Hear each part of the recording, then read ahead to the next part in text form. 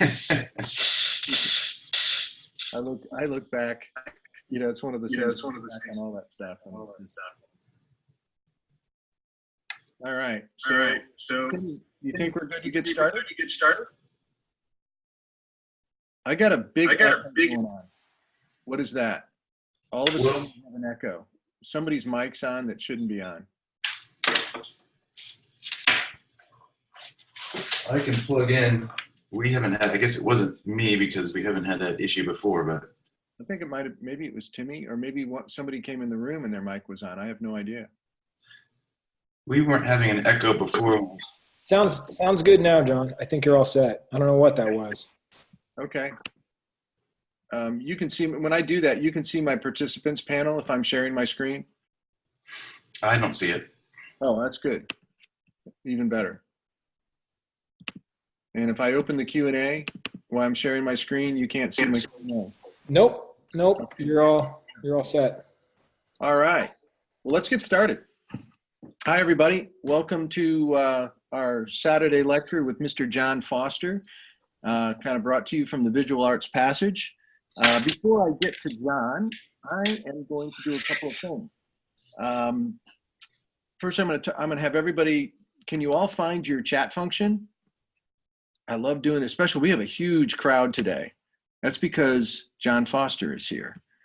And I'll say this, I only say this once, is that anytime we had a problem, we're thinking about direction with the Illustration Academy, we always go back to the one thing that works, and that's more Jon Foster. So it's the cure to everything, more Jon Foster. So before we get started, I want to talk about the, let's walk around the room a little bit. And to do that, I'm going to have Timmy Trayvon, who is my partner in our educational programs. And I would like Timmy to say hi, and then maybe walk you around the room a little bit, explain a couple things you're going to need while you're in here today. Timmy, say hello to everybody. Hey, everybody. Thanks for joining us today. Man, it's a really great turnout, so this will be a really fun day. So to those of you who have not attended one of our free webinars, we're just going to show you around the room a little bit. It's a little different than our typical classrooms. You only have two features in this room, unlike our regular classrooms. You have a chat feature, which I can see everybody has already found. And feel free, to continue posting your cities and where you're from. And then you're also going to see a Q&A button. And that's a really important feature because we want you to be able to ask questions throughout this. And that's the best place to do it because the chat, as you can see, can fill up really quickly. So please be sure to post any questions there and we'll do our best to answer it. Great. Go ahead. Yeah. I don't know if we've officially even asked the question, but I know most people are doing it because they've been in here before, but everybody type in where they're from. It just blows me away. I'm like a little kid seeing something for the first time. It's just whoa, it just went into hyperdrive there. Check it out. Catching the oh man, very cool. All right, just to basically give you the breakdown of number one, why we do these things, because learning about the industry is extremely important. It's a big part of our education. Our education kind of comes from three directions. We've divided the passage up in three installments. And the first installment is, it relates to the three different directions that we think art education should come from. So our first installment is skill and craft. Our second installment is ideation, which encompasses storytelling. And the third component, the third installment, is about identifying the industry and portfolio development. And we're going to talk about that much more today. We sent out a poll or a questionnaire when people were signing up for this about what we wanted to do today or what you wanted us to do today. Almost 1,000 people signed up for this lecture, filled that out. Right now we have over 300 people in the room, and unbelievable, we're within 3 votes of what we asked the question being, do you want us to do a demo, or do you want us to have a conversation about the industry and talk and discuss the industry? It's almost a dead tie. So we were, the industry discussion is slightly ahead, and we were actually way ahead yesterday. So we prepared that. But I went to Jon Foster this morning and said, hey, Jon, can you help us out here? We'd like to appease everybody. Can you do some type of a demo along the way? And so we're going to do both. And Jon agreed to be in here a few more minutes or a little bit longer today. So you can, stay as long as you can. But we're going to spend a little extra time and let Jon's not like a long demo, but he's going to talk about process and show his working process. It will be very educational. So the things with our education, as we divide up the program and break it down of what we think are the most important aspects about being a visual communicator, and the areas that we deliver, which are illustration, entertainment, game art, and animation. So from those directions, we like to align. We think it's really important to align. Excuse me, I'm joking here. To align industry professionals to deliver the information. So Jon Foster, his fantasy cover work, which has kind of identified him. That's kind of the slant towards his class. And I think that we've always done a good job of bringing the information delivered by some of the best people in the industry. So I'm going to kind of just walk you through a couple of things. And there's an about, where are my programs? Where is it, Timmy? Where's how it all works? This page kind of gives you an explanation of how we deliver this. We have class sizes that range from 5 to 10. And I got windows open here that I'm trying to follow this and I can't see what I'm looking at. Our class sizes, we try to shoot for 8 as a sweet spot. We never want to get over 10 people in a class. The program is delivered the classes are delivered on Saturday, 100% live. And then we've built a way to make our program much more robust than just having this live Saturday of class. So you would attend class live on Saturday. That class is going to be a combination of a delivery of information, lecture. It's going to be possibly a demo, and then it's going to have our live critique. The second part of that is you're also going to get an assignment each week, which is what we're going to be reviewing the next week. During the week, you're going to work on doing the assignment. And with that, we've built a Slack channel that Jon and all our instructors have agreed to come in the middle of the week and check up on the work in Slack. Slack is like, we have it set up like the old forums websites. It's just like a linear delivery of a conversation. You can post your work. Student to students are going to be able to comment on it. And then the instructor comes in the middle of the week. And Jon last semester came in on Tuesdays and Thursdays and discussed, directed the students, whatever the issue was with their work. And there's a question, should I be able to see my desktop? And yes, of course you should be able to see my desktop. You can see my desktop. Jon, I'm working on that. Don't worry about it. Okay, so most people can see it. This is just one individual. Is that correct? Yeah, you're all set. Don't worry about it. Okay, good. All right. And then you submit your assignment before class. We use Dropbox that collects all the work. And then in class, we share your work and are able to do paintovers and able to critique it in a live session. But that Slack channel really makes the class much more robust. So you're getting information all week long. So I've explained this a little bit. A big part of why we've designed these classes this way, and more importantly, the information, it's industry information, and it's about career development.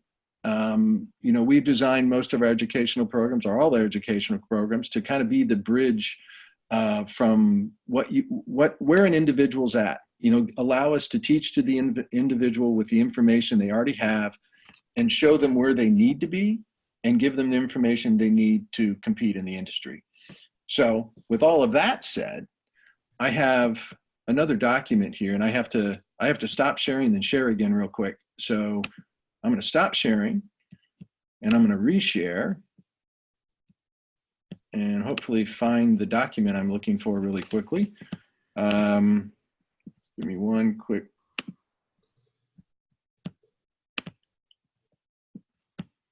Okay, this may not be beautiful, but I think it will work. Let me. Can you see this document?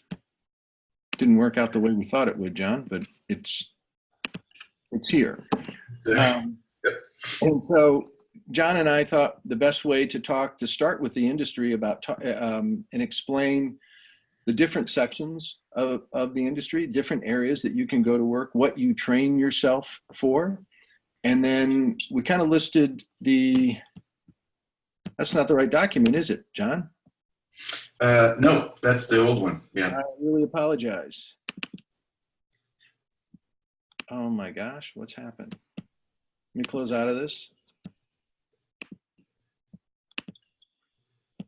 I had this document open. There we go. That's correct now, John, isn't it? Yep. Okay, cool. So our objective of doing this was to be able to discuss the different types of information that you're going to need to learn to go to work in this part of the industry.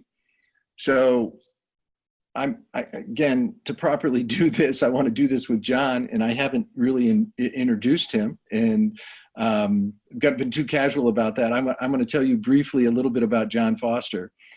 John's been teaching with us at the Academy for 12 or 13 years. Is that right, John? Real close? Yeah, yeah. Really interesting. When John started teaching with the Academy, we knew we needed to bring somebody else into our program that was current and was doing different things than what the other instructors were doing.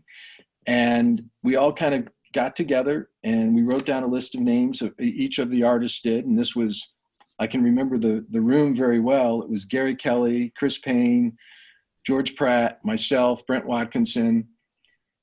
And on everybody's list, everyone put 3 names down. Jon Foster's name was on everybody's list. So pretty obvious of who we were going to make the phone call to. The reason he was on that list is John is just an incredible artist. He's worked across the board a number of different arenas. He's done. He's probably more noted for his cover work than anything, but he's done so many other things. I mean, he's done all types of publishing work. He did an unbelievable project, a 81-second long trailer for HBO a couple of years for the Leftovers. He worked with MTV recently. You can see his work show up on covers of National Geographic. He's just an absolutely amazing artist. He's also a very, very dear friend of mine. So everybody, please welcome Mr. Foster. John, start talking. Hi, and thank you for that. I think that was the best introduction to date, and I appreciate it. And I was going to say that I bribed everybody in that room before, so my name was on all of those lists. And but yeah, it's been a great. It's been a great experience for me and a great learning experience for me to be affiliated with the Illustration Academy, and the people that I've gotten to know, and even the questions I have to ask myself when teaching. I'm learning too, and it's a great opportunity all around. And hopefully, I always get nervous for these things, but hopefully this, even after all of those years, hopefully this webinar will still have you guys wanting to be learning more too, and I won't leave you befuddled and bored. So there's my worry for the moment, but we'll get. John, The I'm going to interrupt you because there's something that really comes to mind of about the Academy and what it is, what it's become for me. And then George and I have talked about this a lot about, the Academy is, it's a community. And I mean, we all get together every summer, the instructors get together. And what it's become for a number of the instructors, it's a place that they use as community. It's not just, they're not there just to teach. It's also, I get to see what all my pals are doing, my heroes are doing. And I know they get to check out what everybody else is doing too. So it's our community. We use it as much as the students do as far as growth and to learn. And, I think one of the messages I wanted to deliver today, and that's how important to have support around you. I mean, you're trying to develop a career, you're trying to develop yourself, creating a communication method with a group of other artists that are trying to do the same things is extremely important.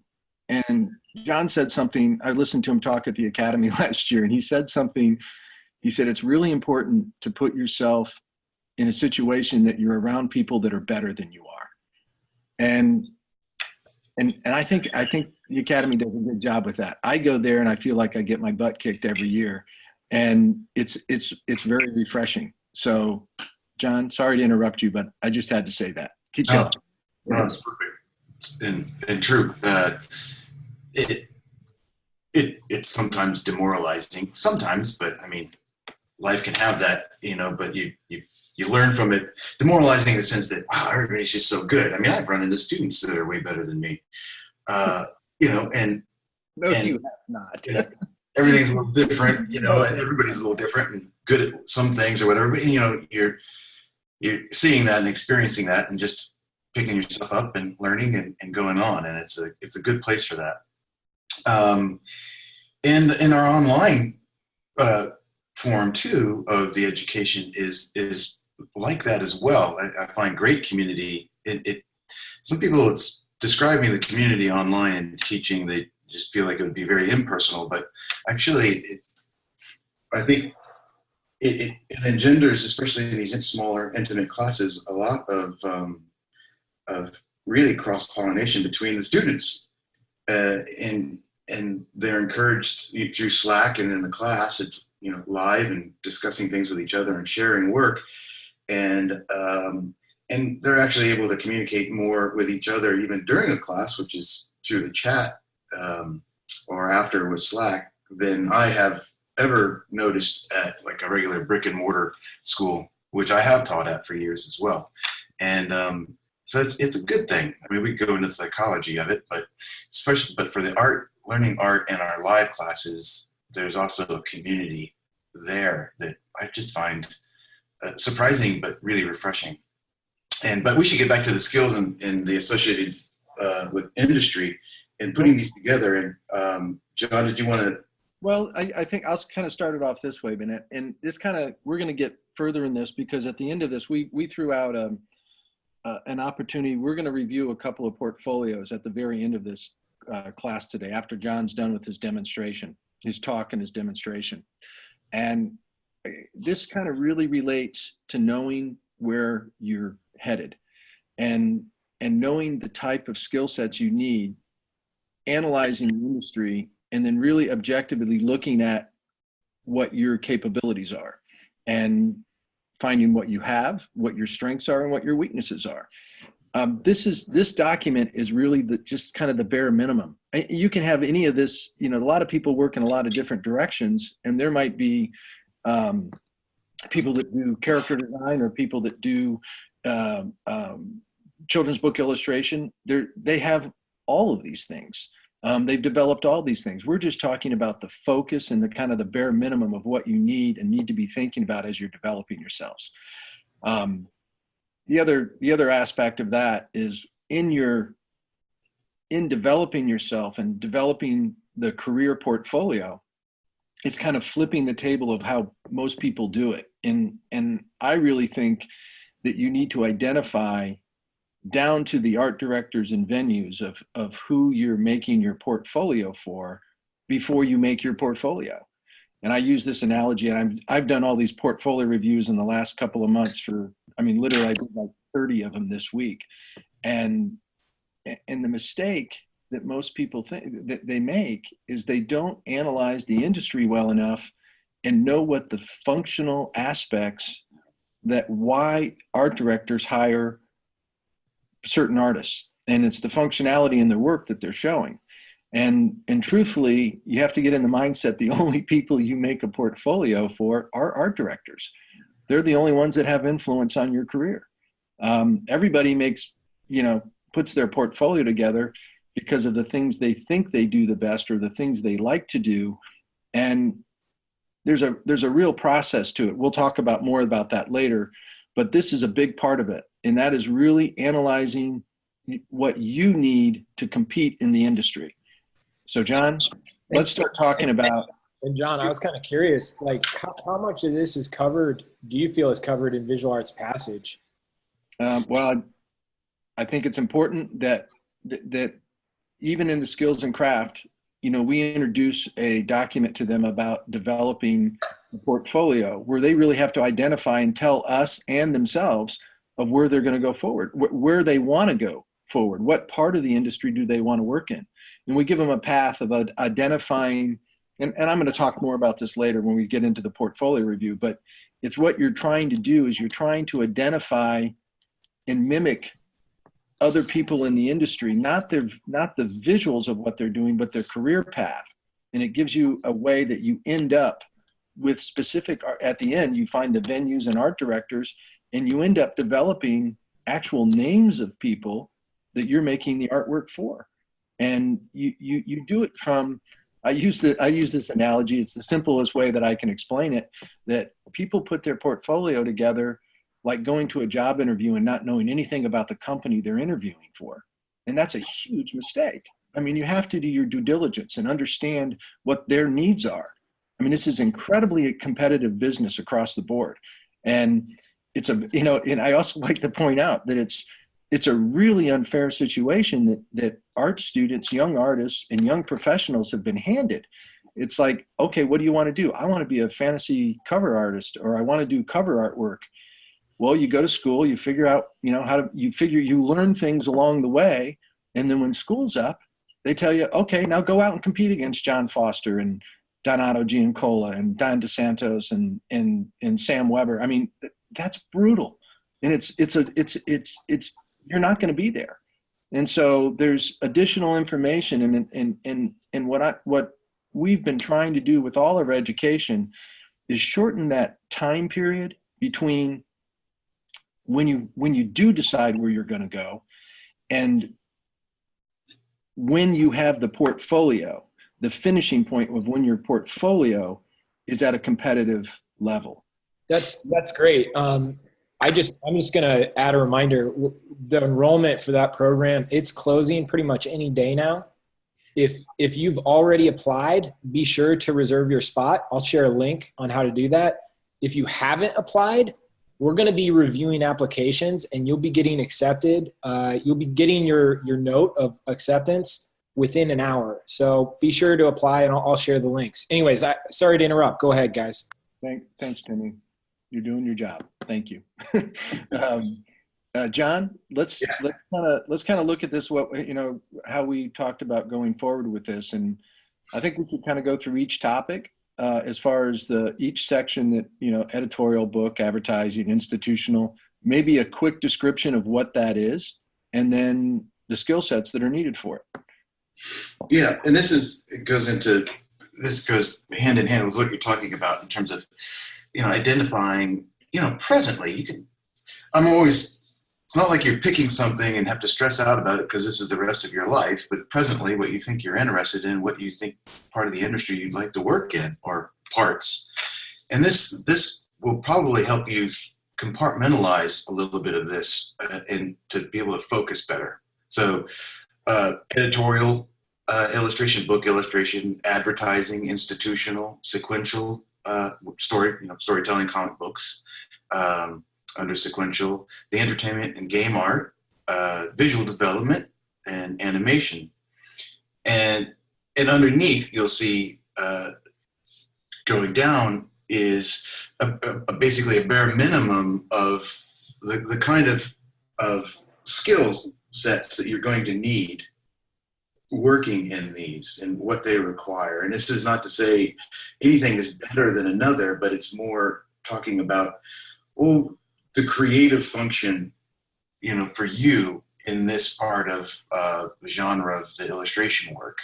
So as you can see, just starting with editorial, you know, observational drawing skills, not so much the idea of constructive anatomy. I mean, it's not going to hurt, but doesn't play a core role because of we're talking more understanding anatomy is different than the idea of constructive anatomy. And then also more abstraction, free-flowing, expressive anatomy, you know, cartooning, characterization, stylization that might be happening here in terms of observational drawing. Those all comes out of that. Composition, of course, composition for everything. It's the core. Ideation, thinking, conceptualizing, yeah, goes straight across the board too. And then storytelling. That's all going down through editorial.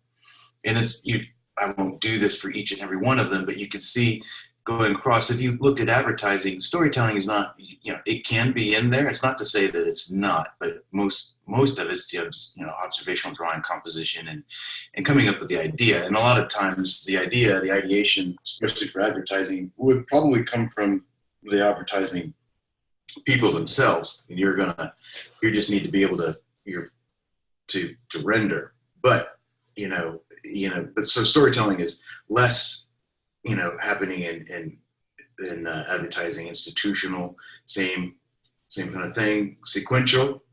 So comics, all forms of sequential storytelling, but comics being the big guy in the room. Observational drawing, of course.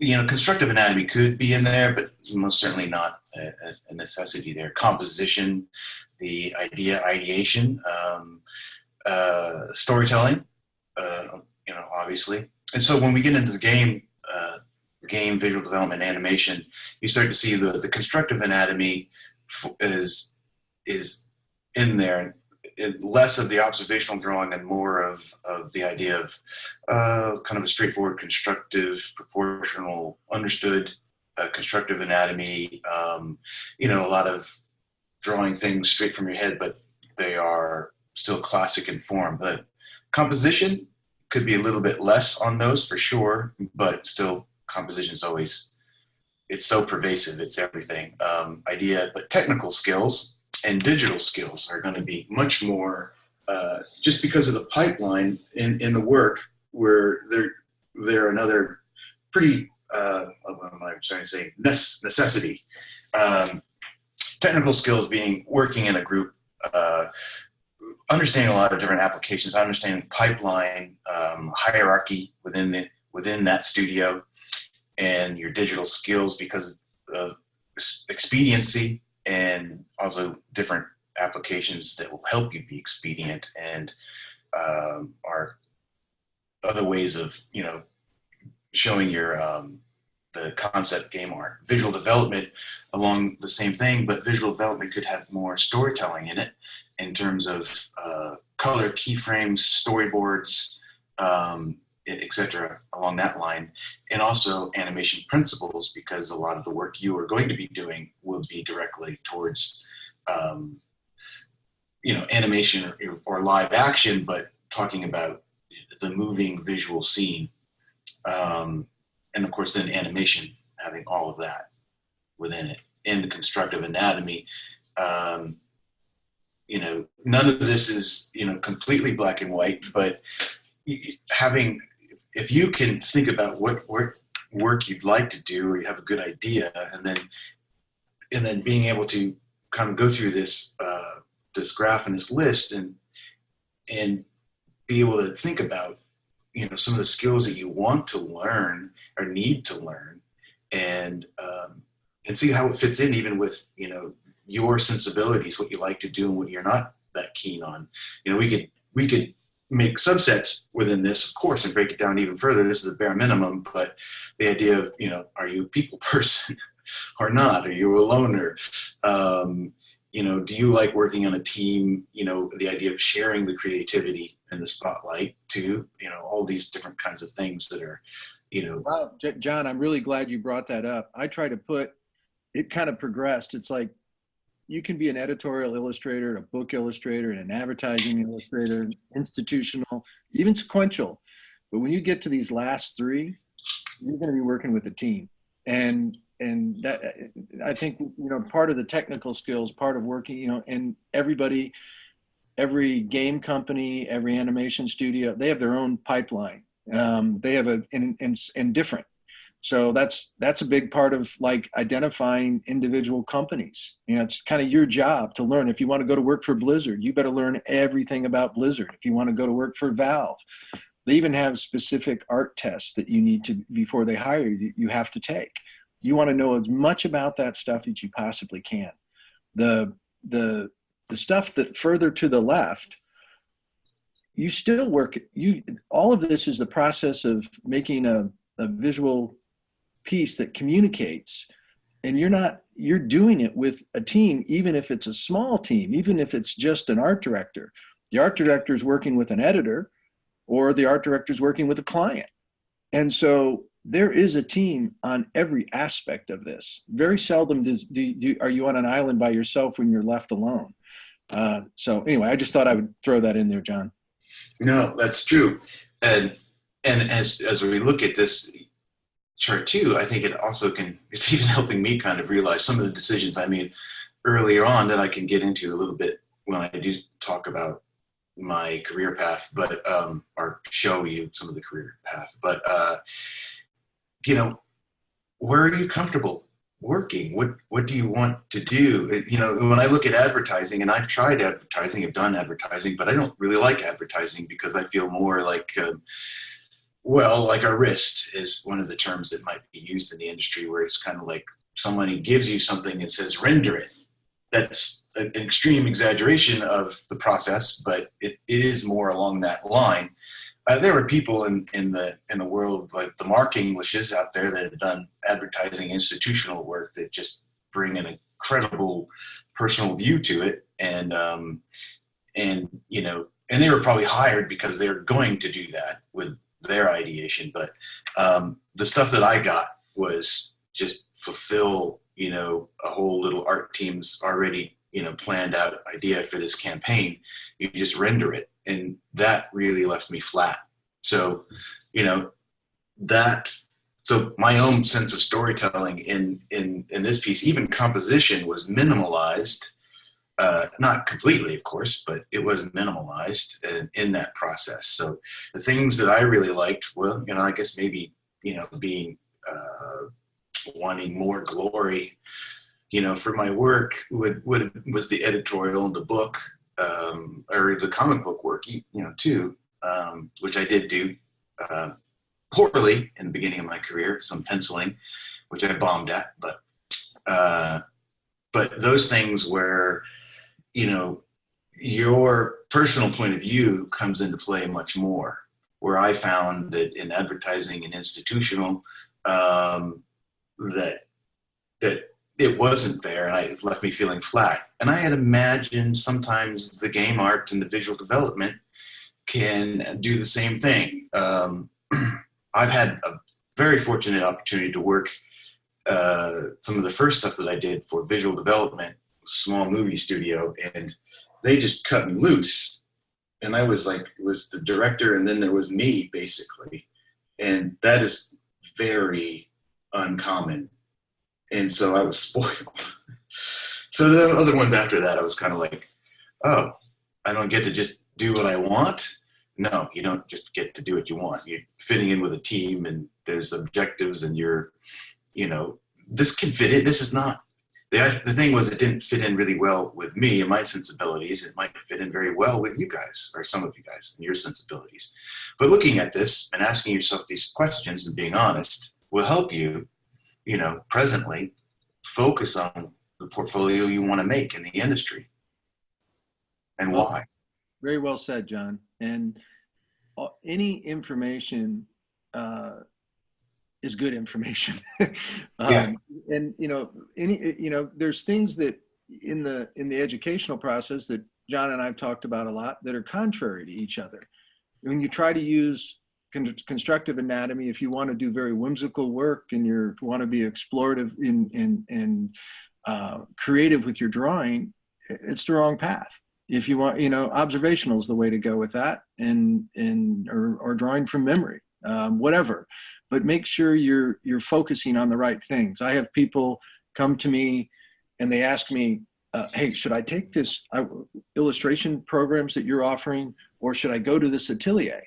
And it's probably the most common question that people come to me about, asking about our programs. And I'm like, and I think it's kind of odd because knowing the difference of the outcome, for me, it seems really strange. But for somebody that's trying to get into it, kind of live on the idea that people starting to learn about art, they don't really know what they don't know. And so they don't know where to go. They don't know what to do. And so when somebody asks me that question, they say, my answer is, what do you want to do? And, if they say illustration, it's like, well, you understand illustration offers, there's technical things that relate to both, but illustration is a very, very different process. I mean, it's visual storytelling. Academic and atelier training, the most of the focus is on incredibly good technical skill. I mean, they get to composition, but it's not aimed at the ideation aspect, the problem solving that really drives good illustration work. So know where you want to go is what I guess where I'm saying. Really identify it, and it's going to make that learning time so much shorter if you're focused about it. So John, let's start going to the good portion of this and start looking at your beautiful pictures you make. Oh, well, yeah. Well, sure. Let me just say that when I first thought I wanted to go to art school, I didn't know that whether I wanted to be in animation or graphic design, or I didn't even know, or painting. I didn't even know what illustration. Oh, well, I knew I loved book covers, and that's what I wanted to do, but I didn't even know that's basically illustration. It's kind of like with Adobe Photoshop. When Illustrator, a little bit is confusing.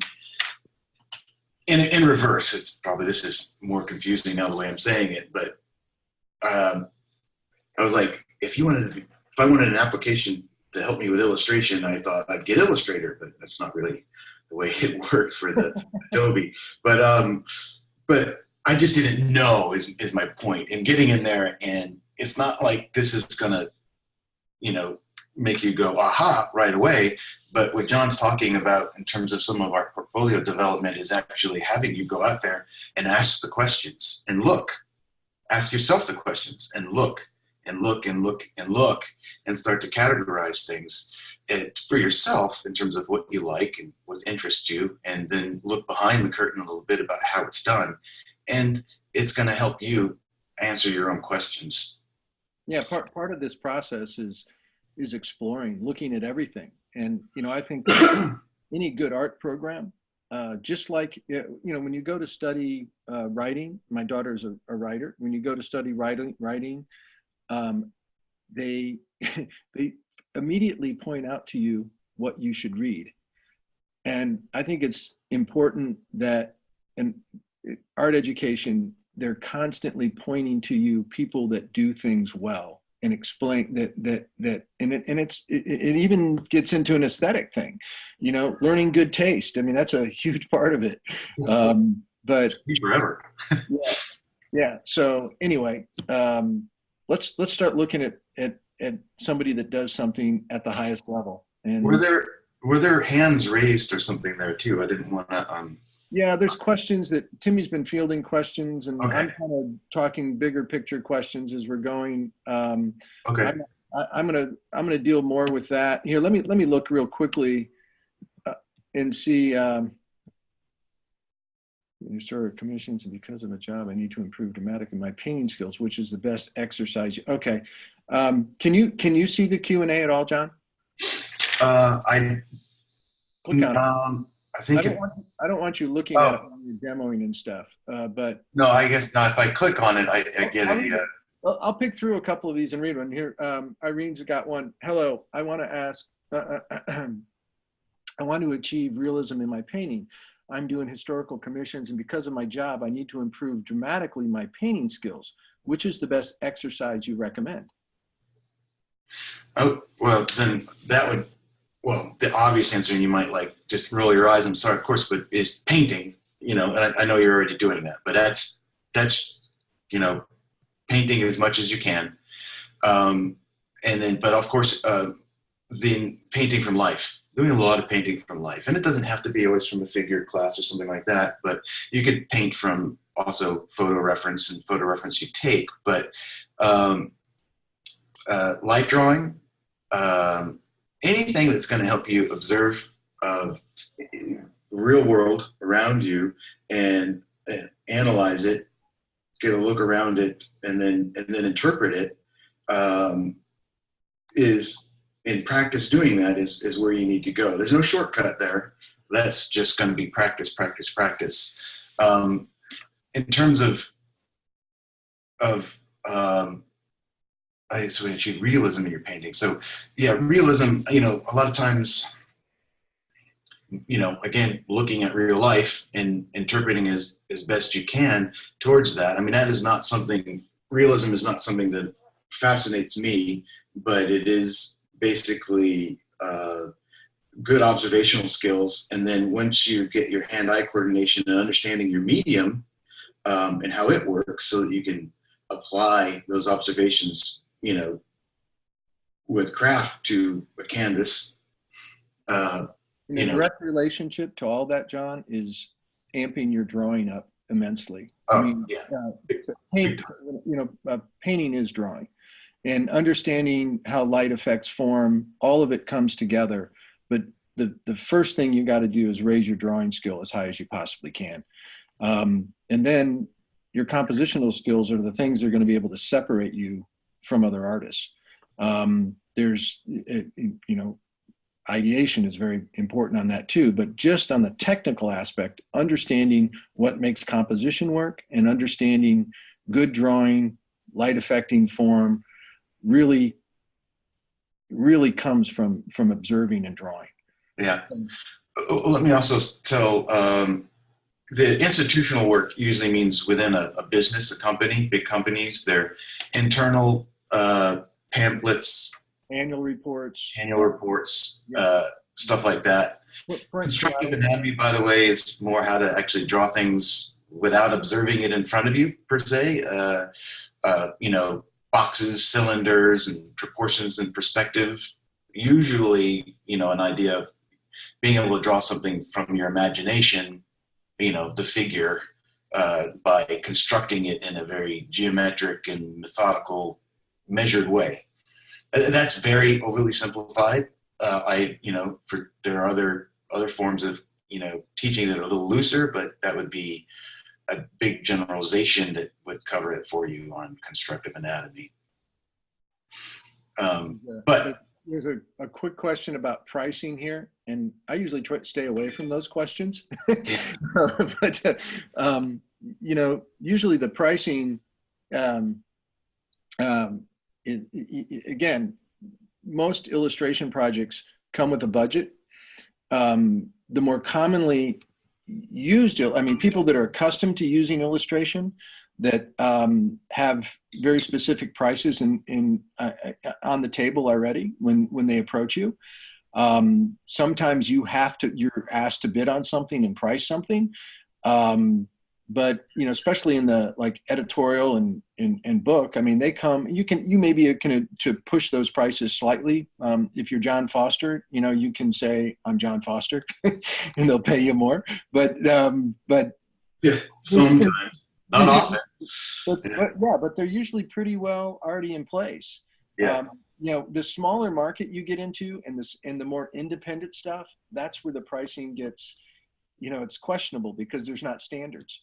You know, if you're going to work for, I mean, I used to end up, I worked for agencies all the time, and I worked for book companies and magazines, and they had set pricing. And so I might be able to alter that slightly, but pretty was already pretty much in place almost all the time. On the part that I don't do, how people build their time, you know, designing game characters and things like that, I wouldn't be able to answer that question. John might know more about it than I do. It's, you know, I know that companies, entertainment companies, hire you for, you know, for projects and for a period of time. I had a great talk with Wes Bird about, you know, he's been on like a Marvel hires him by the week, and he had been renewing his weekly contract with him for, it was over a year at the time he was telling me the story.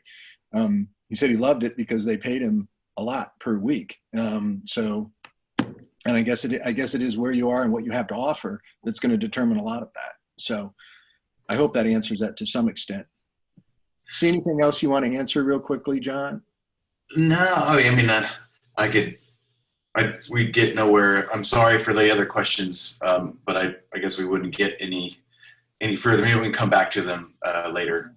Yeah, let's do this. Let's not get distracted. Let's jump in. Let's let John, he's organize some things to show us. So John, I will stop sharing and kind of turn it over to you. Okay.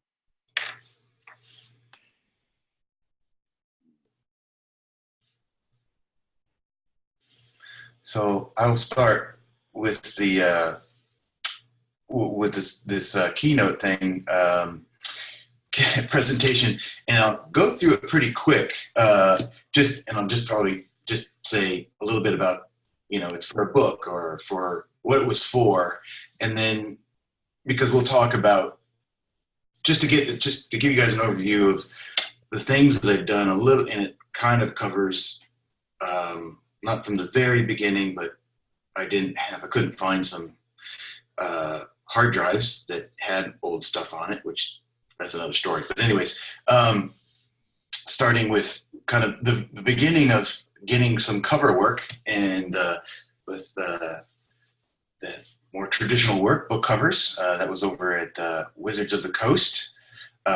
This one was a personal painting that kind of got some attention. There were other paintings and stuff that got me some attention. Well, I don't know if that sentence really worked, but anyways, things in spectrum that started the ball rolling a little bit for me. But anyways, some cover work, doing some fun things, doing this was some of the storyboard work I got to do for that small movie studio in Italy. And I mean, I had never done storyboard work before, so I was just making it up as I went. And reading, looking online and reading and learning. Some environment concept work for Turbine Games.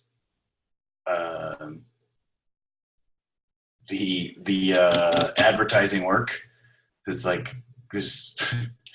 This was going on a bus stop, and there's two. There's an outside and inside on two walls, so 4 pieces, and on the bus stop, and that was for cat treats, Whiskas or something. I have done my one matte painting for a web commercial for a Big Mac or McDonald's, or one of the things. It's called Mouthopia. You can see there's a mouth, giant mouth in that. There's a dinosaur that would come across and eat the Big Mac or something. I don't know. More advertising work. Yay. Get to throw in all those products. Then stuff that was a surprise for me, but I loved it. This was more the foresight, the forethought, and imagination of an art director at National Geographic. They said, you know, these guys that do the science fiction fantasy stuff, they do figurative work all the time. They can do figurative work that's historical. And I was so thankful for that. His name was Chris Klein. Okay, but before all of that, I was, the covers and all this stuff, it was black and lots of interiors for role-playing game books. And I made sure that, so this is the very beginning of my career starting for the most part, I'd say.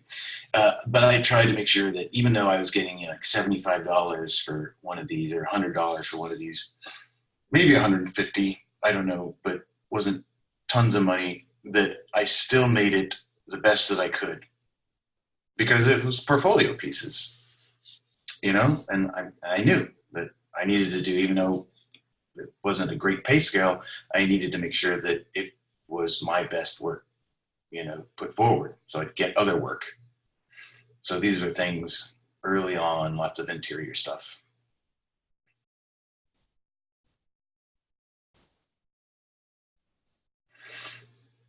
And go through all those different bunches and bunches. That's just a small sampling of a lot of the interior work. And then, you know, it led to, then this is also when they had Dragon Magazine, but cover, you know, this wasn't a direct lead into this, but there were other covers that I, you know, got the opportunity because I was doing the interior work, and then covers lead to other covers lead to things that get accepted into Spectrum and other publishers see and then believe you can actually do a good job, you know, and so it leads into doing more work. And then this was, even though this was kind of the first young adult book that I did, because mostly I was doing science fiction and fantasy, and then Irene Gallo over at Tor had the young adult imprint part. I forgot what it's called, but or was at the time. But anyway, so it was the start of working in that part of the genre, which I really ended up liking quite a bit. Most of my work is the young adult fiction, going into things like this. But still, going back to, this was over at Wizards of the Coast too, a book cover for, you know, still staying with, you know, some of the grittier sci-fi fantasy stuff. Got a chance to do some, every once in a while, some editorial work, even though it's fictional editorial. But this was, what was this for? The Tor.com on the very beginning when they started that, the online short stories. The comic book work. So I don't have examples of the penciling I did, but I wanted, figuring out what I wanted to do in the very beginning. I thought I wanted to be an editorial illustrator, and well, at first I always liked science fiction and fantasy, and so that's what I went to art school wanting to do.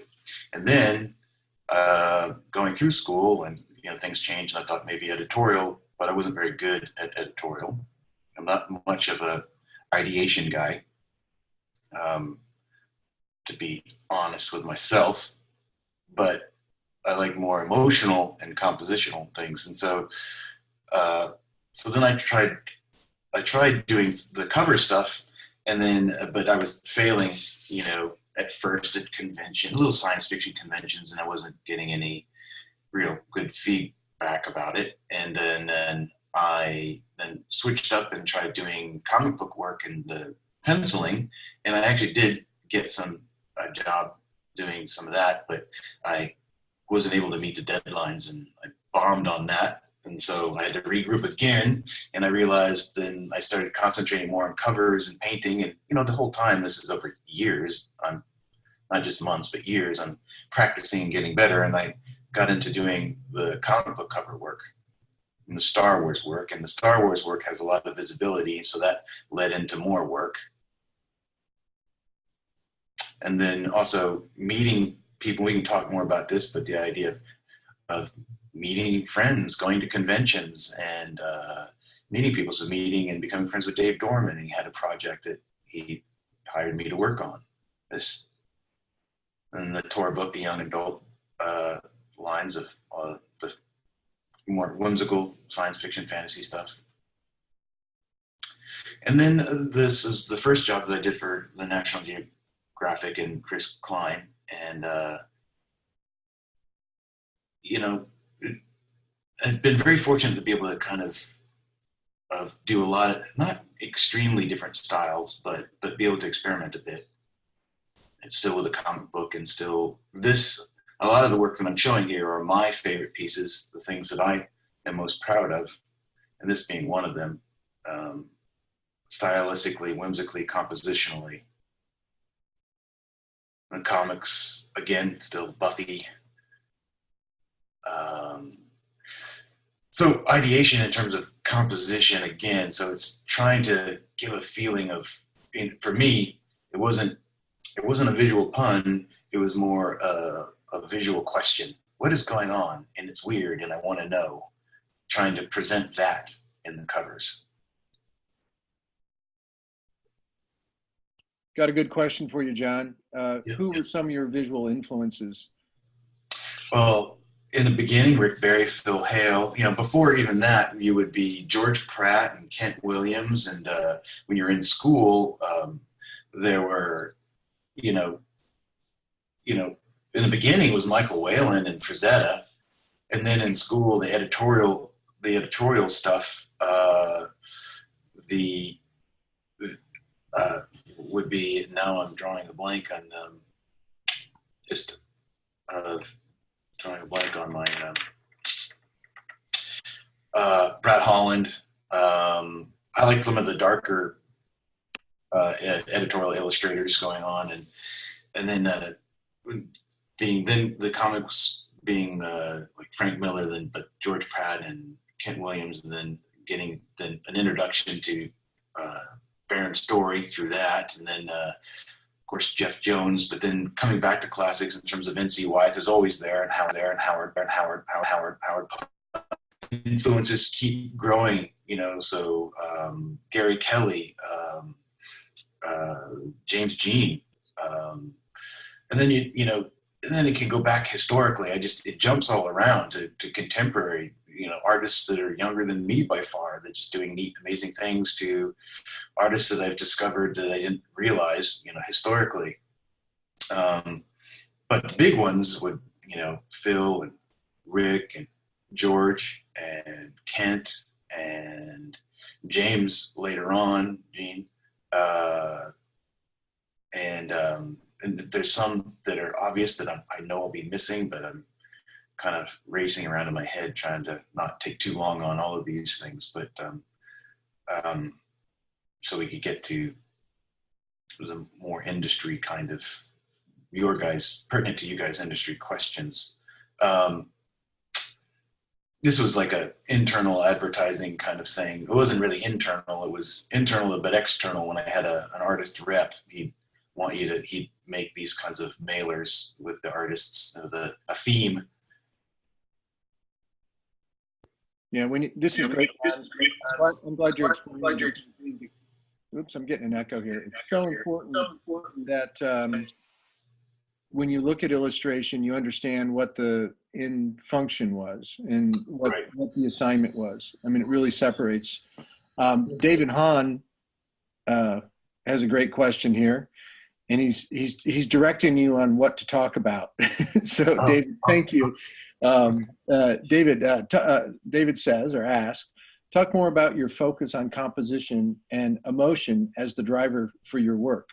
Are the two ideas connected for you? If so, how do you think about communicating emotion through composition? If possible, pick a piece and discuss the intent and how you executed the intended feeling. Okay, well, that's great, actually. I'm going to say David's a really good illustrator and a really good artist. He's also a good teacher, and I will say he was an ex-Academy student a long time ago. But thanks for being here, David, and I appreciate the question. Well, I'll try to remember, because if we get I get lost in terms of the time on these things and our schedules. But you can remind me if I go too long on this. But say for this one, I don't know if it's, I think it'll be a good example, but it was definitely the idea compositionally being free to push perspective for storytelling. Okay, there was a prime kind of concept for this would be Cubism, and Gary Kelly, of course, inspiring me to reevaluate my relationship with Cubism and certain abstract thinking in terms of composition or abstractions. but then how it plays in with storytelling and how you want to present this as a stage set, the characters in the stage settings that tell you something, not everything. It's not a straightforward narrative. I don't want a straightforward narrative. That kind of bores. I have done them, of course, but they bore me a bit. I want to present more of a feeling and possibility within the story. So here, we obviously have the wolf, the burning house, the wolf in, coming in, wrapping around this character, and there's a little bit of a yin yang to this. There's a danger, but there's a sleep and a restfulness. There's a sleep. She's also, a little contorted. So body language plays into, whether it's just cool and expressive, but also to a point of whether it's slightly contorted and discomforting, for a reason, having a nightmare, or is this a representation of her transformation? The clenching of the sheets with the hand, the body language, the emotions played here. It's not like we're looking at an emotion of anger or happiness, but we're looking at, a discomfort. We're looking at tension, and then but also still trying to present a certain kind of compositional beauty, or even a lighting and rendered, hopefully, beauty, to this, with those other things coming into the question. So there's this dance of little contrasts coming in, the stage settings that hopefully won't overpower the, what was she drinking and why is it spilled? Was she drunk? Was it poison? What is the cross, the clenched hand, chained to the bed? This room, the type of room that she's in, the wolf and the transparency of the wolf. Is it real or not? Is it dream? And presenting this compositionally, in a way that actually not just compositionally shows you these elements and raises the question, but compositionally, just to the fundamental, can I keep the viewer's eye moving around in this composition and getting to other parts and asking more questions? Well, why is that house burning? Well, what is, why is the drawer open? Or again, the glass, the bottle, the various aspects of stage setting here.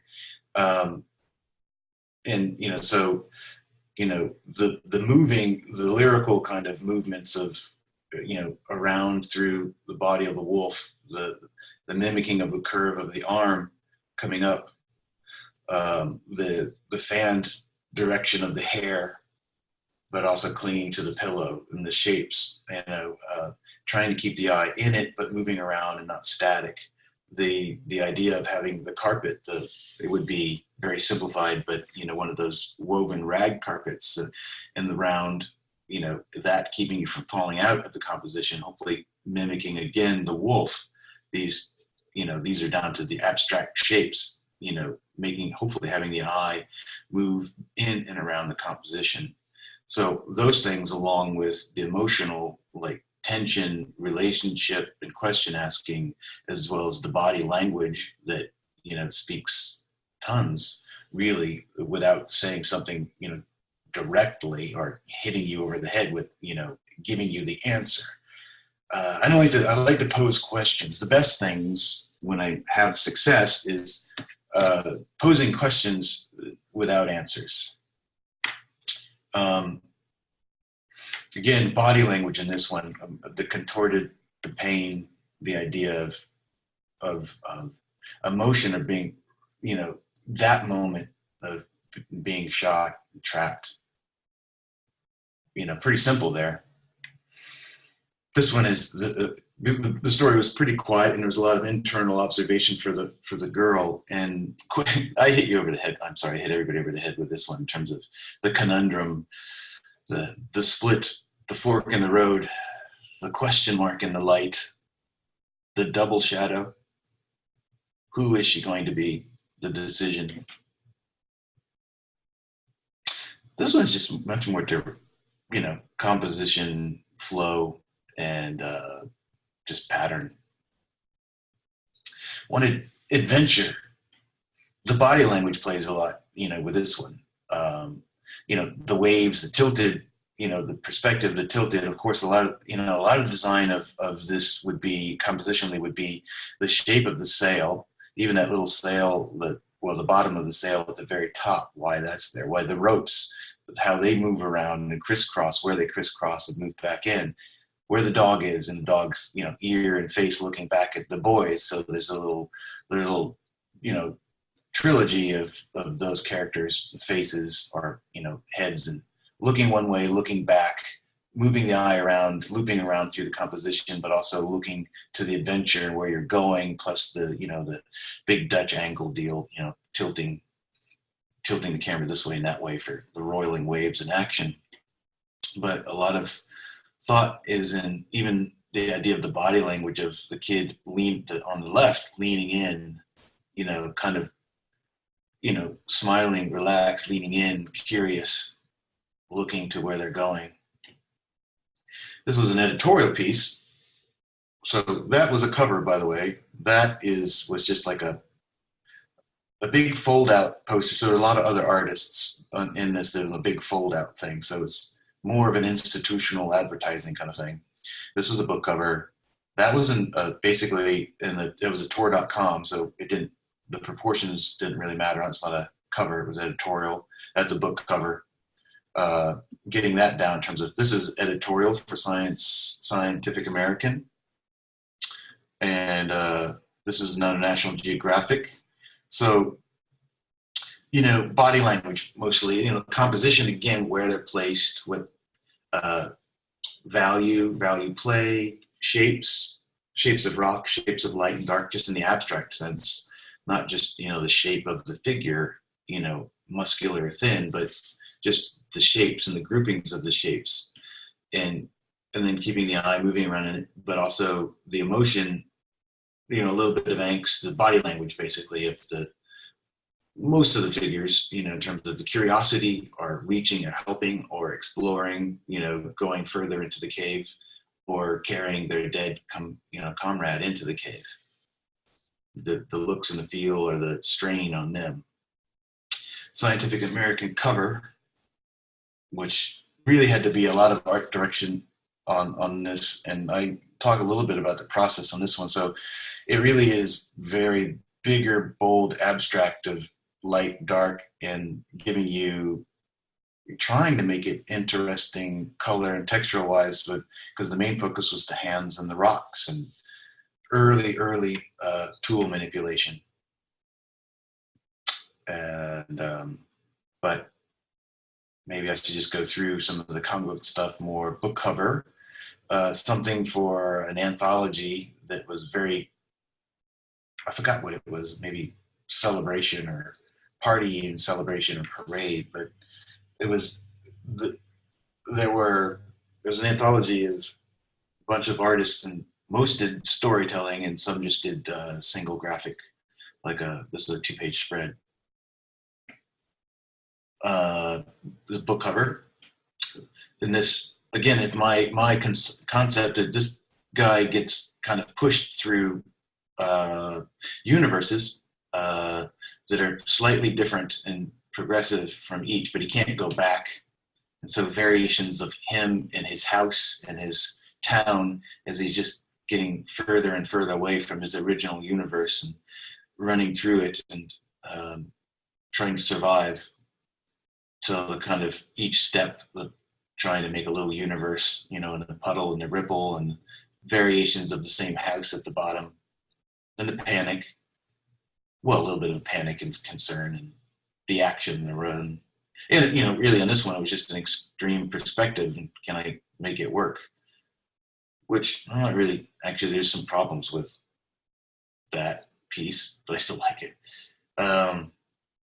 Book cover. And that previous piece was a book cover. Book cover. Oh, here you go. This is mostly kind of straight narrative. Just trying to make the characters interesting. The scene, again, because even though it has a straighter narrative, it happening, not specifically exactly described like this, but, there was these big wells that are above ground and the tides come up through them, and there's creatures that live in the waters below that can come up and well, just come up and be creatures and the story, but trying to composition and have it be, you know, it's weird enough already in the story with the wells and above ground and the water and these creatures that, you know, it still pose a lot of what is going on here instead of just a straight narrative. Comic book covers and for Buffy again. John, I'm going to interrupt real quick. I've got a couple more questions. I mean, couple of basic ones. I mean, someone asked, is this primarily digital? Yeah, most everything is digital now. In the beginning, there was oil paints, for the most part, oil paints. But then later on through my career, as I started using the computer to finish pieces, it became more and more involved, the computer and digital, and everything mostly is digital now. What programs do you use? I use Photoshop and Corel Painter for the most part.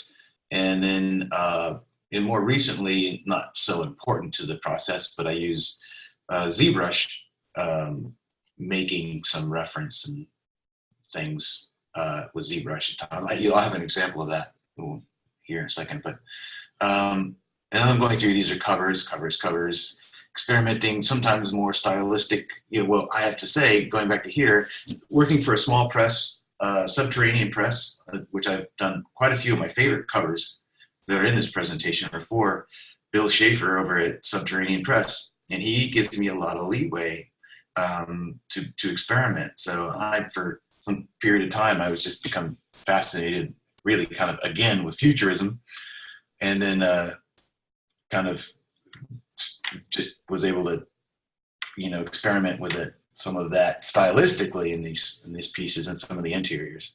And then this being getting the idea of line and pattern and design, not just, you know, realistic rendering of light and form, but bringing in other kinds of visual language into a piece.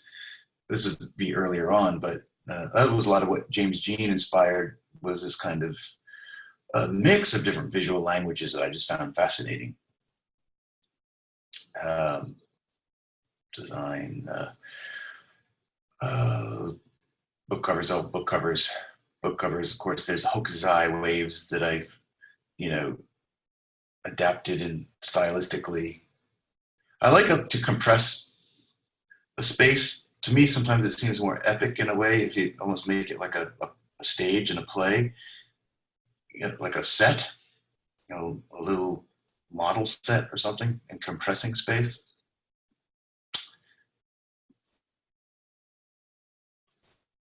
Something for Playboy. Book cover. They're all book covers, but of course Playboy was editorial.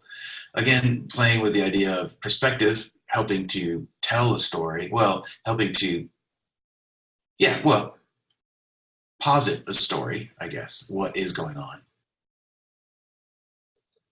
And I say that because I could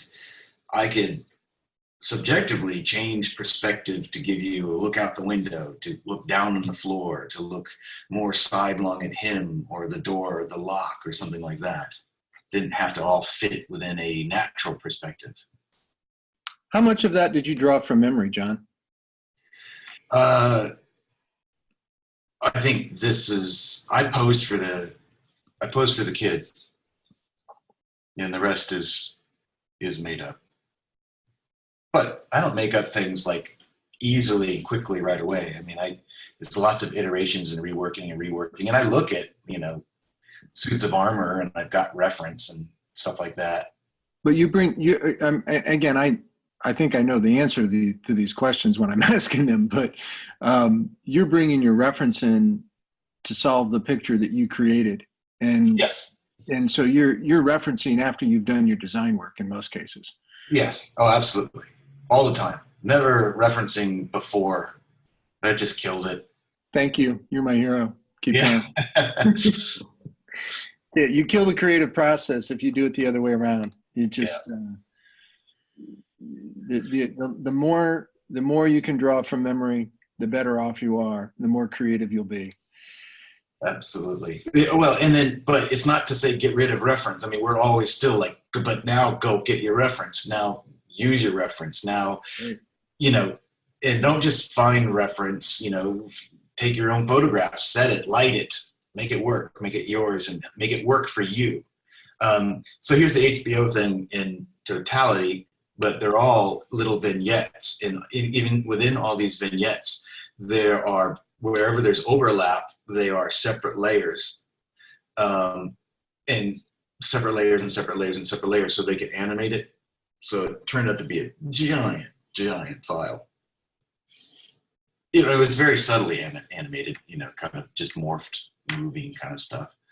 Here's the Teen Wolf thing for MTV, and you know, and within this are like 50 what they call like Easter eggs, so little hints or, you know, little reminder of previous episodes or hints of new episodes, and they all had that. So in there are lots of little things that had to be specific and put in, and there are about, I don't know, there were like 6 or 7 of the characters that the camera was designed to go across in a certain pattern that I had to have in certain places.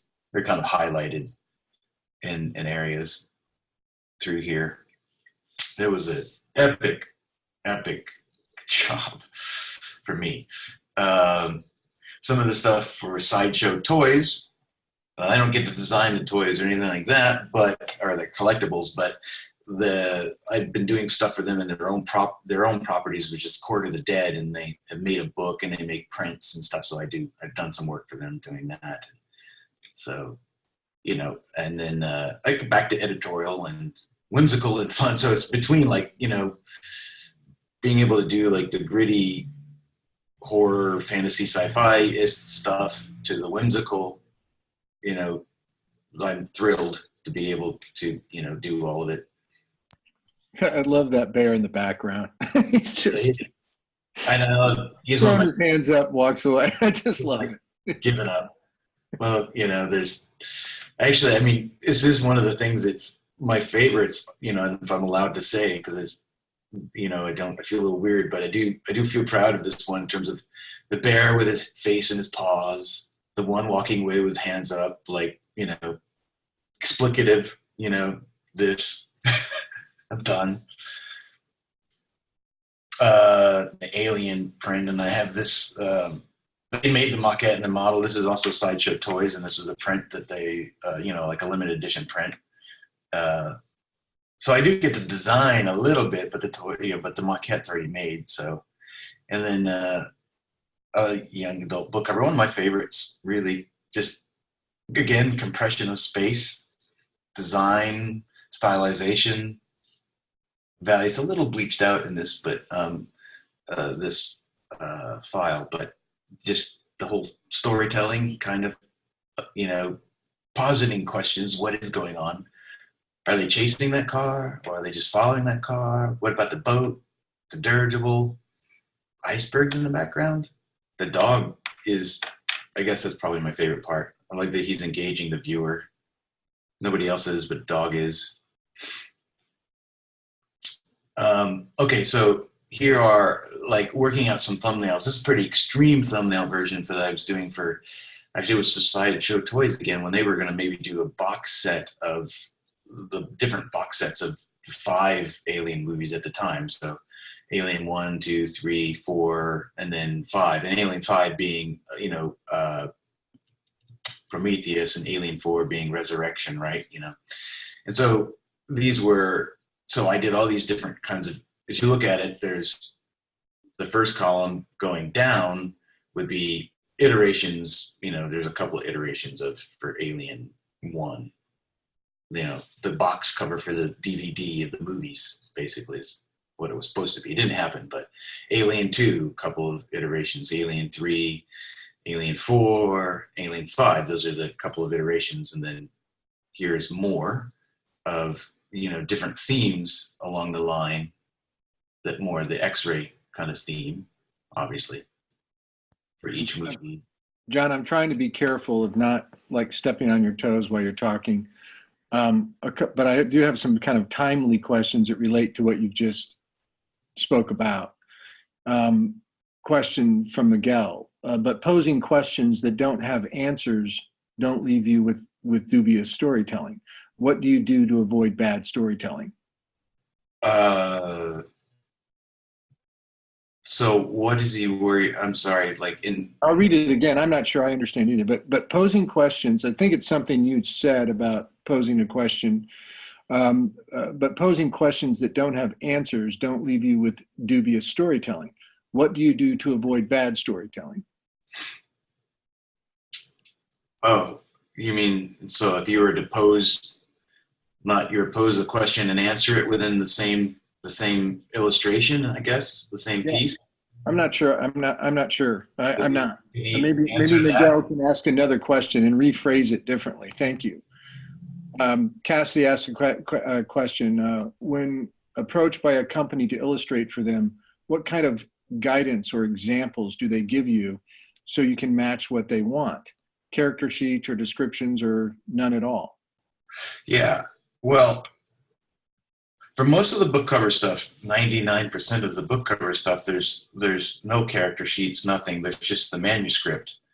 And so, but for say going to this thing and other this thing and the and this one, and of course this one has characters in it. They're you know, it's a show with actors, but this was already a maquette and a model, and they've already worked up. They've already had concept artists that have already worked up you know, this thing's armor and all that stuff. So they would send that stuff to me, and even pictures of the maquette. This one, of course, they had made a maquette and they sent me, you'll see some examples of that maquette in something I'll show you in process wise, but you know, so you know, but there's nothing here. I just read the story and I come up with, you know, and I'm coming up with characters, and, you know, I read the story, come up with characters. They're not sending me anything here. They're not sending me anything in any of these. This one is certain college, you know, it's like Fight Club for college football mascots. And, you know, they're just out there already. They're not, but all of the book stuff, there's nothing ever is sent that is, you know, just the manuscript, no other visual stuff. Trying to think, you know, here they'll send me stuff that's, you know, not character development or anything, but they'll send me stuff on, you know, scientific studies and PDFs of, you know, making rock, you know, different processes of how rocks are used to chip, you know, each other and what kinds of rocks. It's pretty fascinating. You know, maybe examples of Lucy, you know, or the hominids in the time period. You know, same thing with National Geographic. They're going to send me certain things and experts and field notes or things that have been done, like John Gurchie probably has done certain iterations, and then they'll send me that too. But no, not for most of the editorial, the book cover stuff. Nothing is going to be sent to me, just the manuscript. So depending on... Here's some real simple ones for you, John. Yeah. When you do a book cover, does the publisher give you the type first, or do you, it moved here, or do they work around your art? They don't give me the type first. They usually, well, they work around my art, but they also have me work around the idea of where they'd like to put the type. So it's a back and forth. As you're designing it, you do need to consider that there will be, you know, a large percentage of this piece is going to be the title, or it could be the author's name, depends on what they think is a bigger selling point. But there's going to be both a title and an author's name. One of them is going to have big billing and take up a, you know, good amount of real estate, and you have to consider that. It's not like you have to leave it empty, and I guess as you can see, I don't. And usually I've just let them kind of, you know, let it be their job to design around as much as I can get away with it, not trying to make their life hard, but make a, you know, make an illustration that is, you know, here, you know, probably the type, like the author's name probably be at the bottom on the car, and the type would go across, you know, the sky and the Zeppelin, or a lot of it. And, you know, and that's okay. I know that's going to happen. You know, we'll see through it or something. And no type on that, no type on that, no type on that. You know, it's going to go across a little bit of the characters up top, but there's room for the type, but it's also not just a blank-ish area of empty sky or something, because it's going to be typed. Again, same thing. you know, a lot of it, you can still see the image through the type, depending on how they design it. Could be big, Okay. blocky type, but anyways. What is a maquette? A maquette is, it depends, in regards to, I guess, oh, the maquette, I was probably talking about the sideshow toys, where it would be, Yeah. There's digital maquettes that they use a lot now, but they also have like sculpted maquettes. A maquette is usually, you know, a 3D form of the concept of a piece, you know, the puppet, the sculpture, the, you know, of the character. And I can, that is this one. We can take a look here at Scientific American. Where is, I thought I had it here. Parker Hammer Time. No, I don't. Well, it would be, you know, doesn't necessarily have to be the finished piece of a sculpture. For sideshow toys, they're making collectibles, so they're like puppets, statues, things like that, you know. And I'm making a print that they're selling that's kind of in conjunction with that statue. It doesn't have to go with it or something like that, but it's still just another kind of marketing thing, you know, for the alien print. There's an alien statue that basically has that form and shape. And the maquette in this case, it was digital, the digital sculpt of the piece that I could get different views of. Other times it might just be a rougher clay sculpture of it that have different photos of it that I can reference. Here is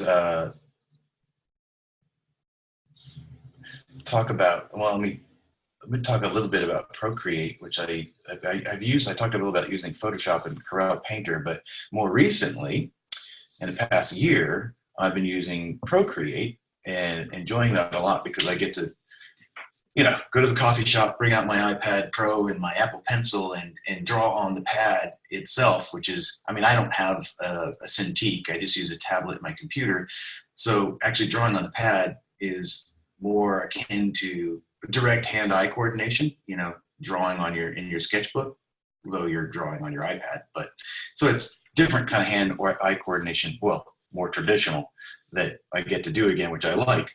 And it also is just great for working out ideas. So here's a movie of working. Also, obviously, this wasn't the cover. Well, not obviously yet. You don't know, but thinking about the Scientific American cover, this was working out one step of working out ideas for it. But I'll just play this a little bit. Hopefully, it'll play for you guys without. It does. Looks good.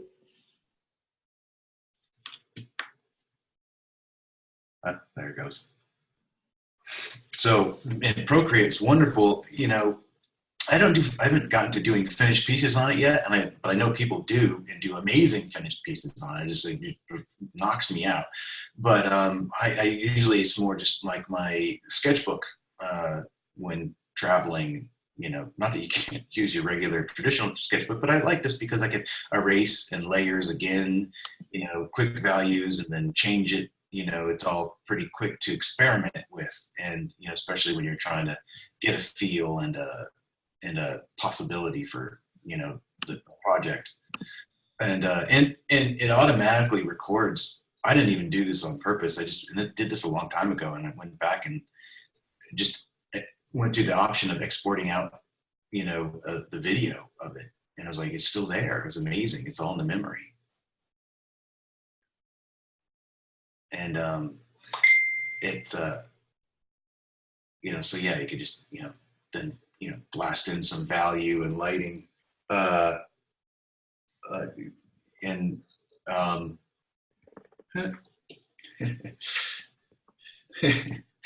thank you, Nikki. That's awesome. Yeah, she's hearing my voice in her house, which is awesome.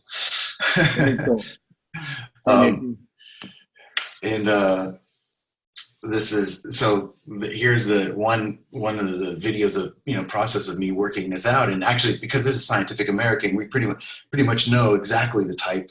And so me putting it in, and also knowing that we didn't really want to. We wanted to obscure the hominid's face in physiology, actually, even more so. We ended up obscuring it even more because we didn't want to get into the debate of what this hominid Lucy, the time period around Lucy, would have looked like. We wanted to be more about making stone tools at that period.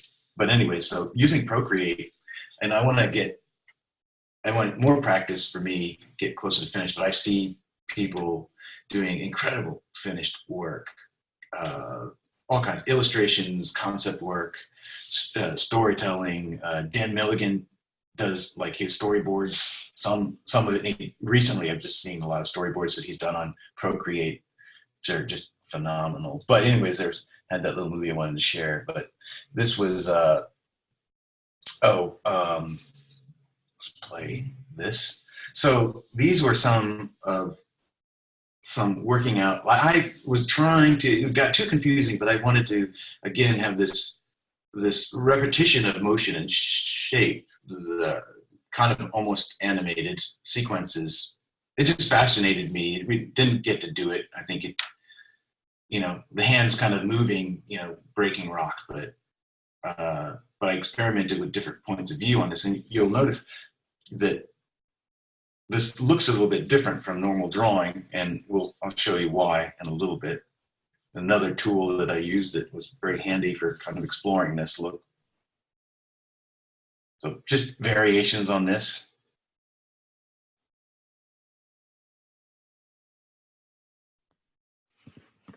Got another good question for you, Jon. Sure. From ex-student and friend, Colin Boyer. For the Scientific America sketch, do you have a rougher thumb that this sketch was based on? Yeah, I did. I have it. I actually probably have it in an actual, maybe it was in another Procreate file as I was experimenting and looking. And these aren't thumbnails going on. There were, the thumbnails in the beginning, for me, in classes, you guys are presenting to me and I have to read them and understand them. And I want you guys to do a lot of them. But as you move around through your career, your thumbnails are for you and you understanding, working out ideas and knowing, where you'd like to go. And then you work up your 3 or so thumbnails or combine some for 3 different sketches that are, a little more fully formed like this to present, to say, what if we do this, for the cover. So here are different versions of this, which didn't end up using either. So there's not big differences here. There's little differences in terms of place of the hands, of the feet, and also how close we are farther away. Here is the other part, the aspect of what I was doing was I made, this would be a maquette, a digital maquette that I made in ZBrush. And then I lit it and rendered it, and I did it in different lighting and different angles. And from maybe sometimes the same angle with different lighting that I could, Well, I've never seen that before, Jon. That's pretty impressive. Amazing. Here's a bunch of them. Thank you, Jon. I spend probably too much, well, it's fun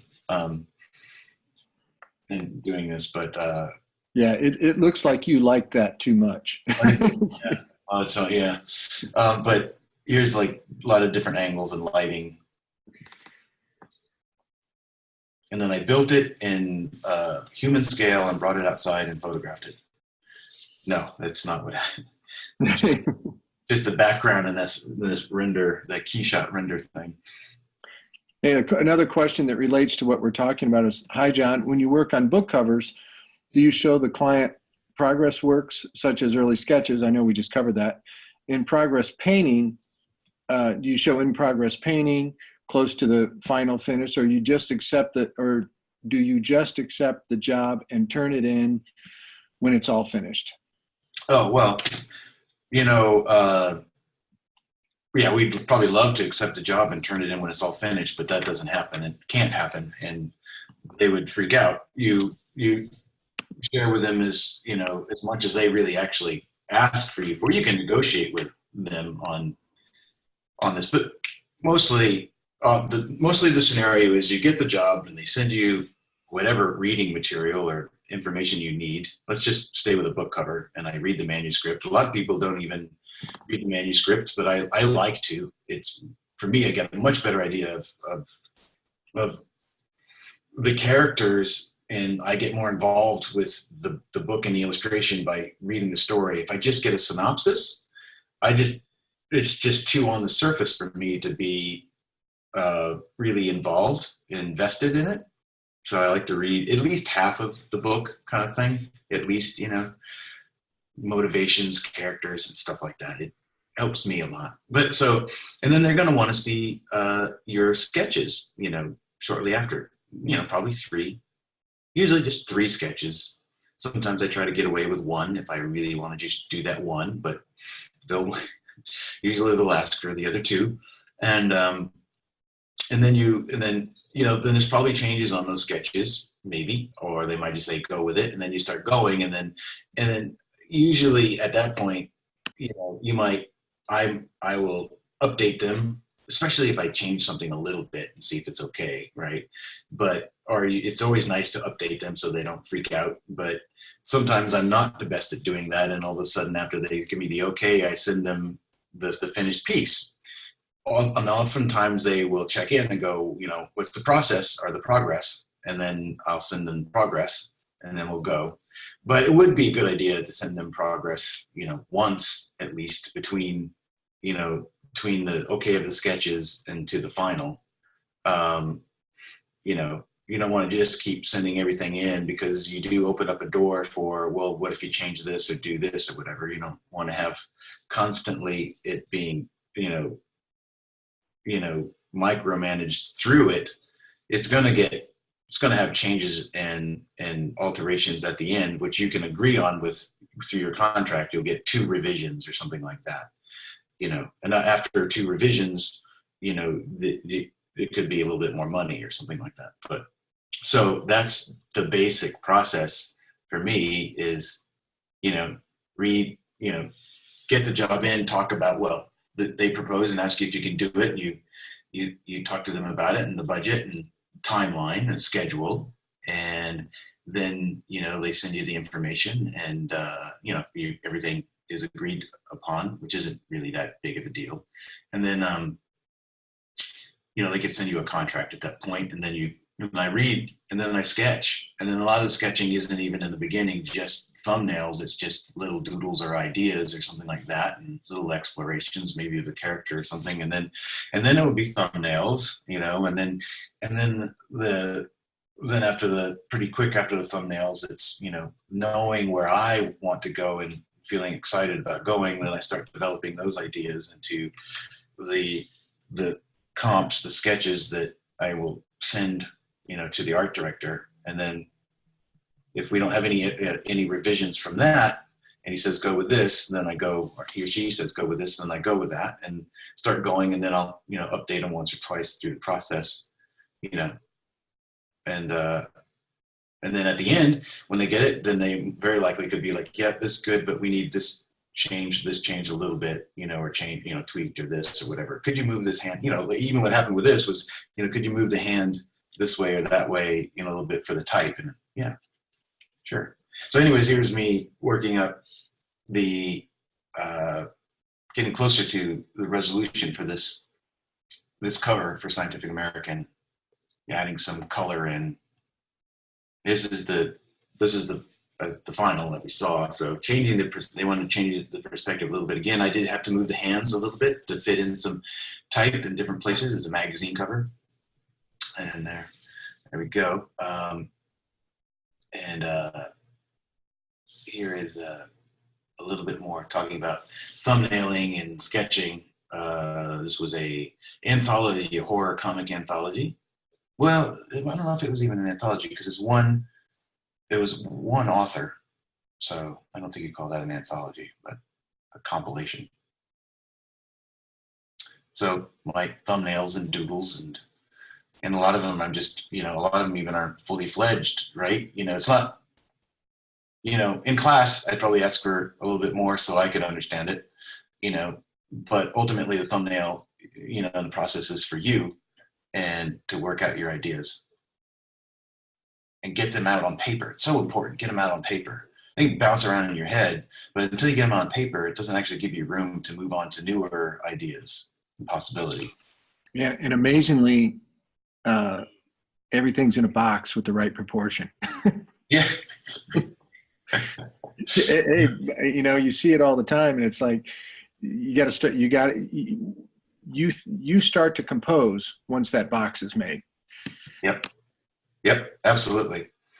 The picture frame is so important, and then so the thumbnail and providing yourself with a little sketched box that is, you know, hopefully reasonably close to proportion of, you know, be nice if you're exact, but I mean, I'm not at this stage. I'm just trying to be pretty close to the horizontal proportion of this comic book format, you know, and you know, instead of just a box or making it horizontal or, you know, too square, it's you're still composing at this stage, you know.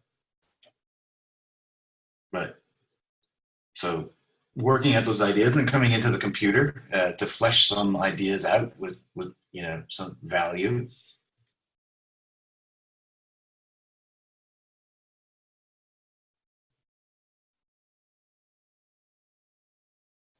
So, I mean, so the thumbnails are scanned and brought in and, you know, worked over in a different stage, you know, even at this stage in the computer, bringing in some, you know, some found reference to flesh out ideas.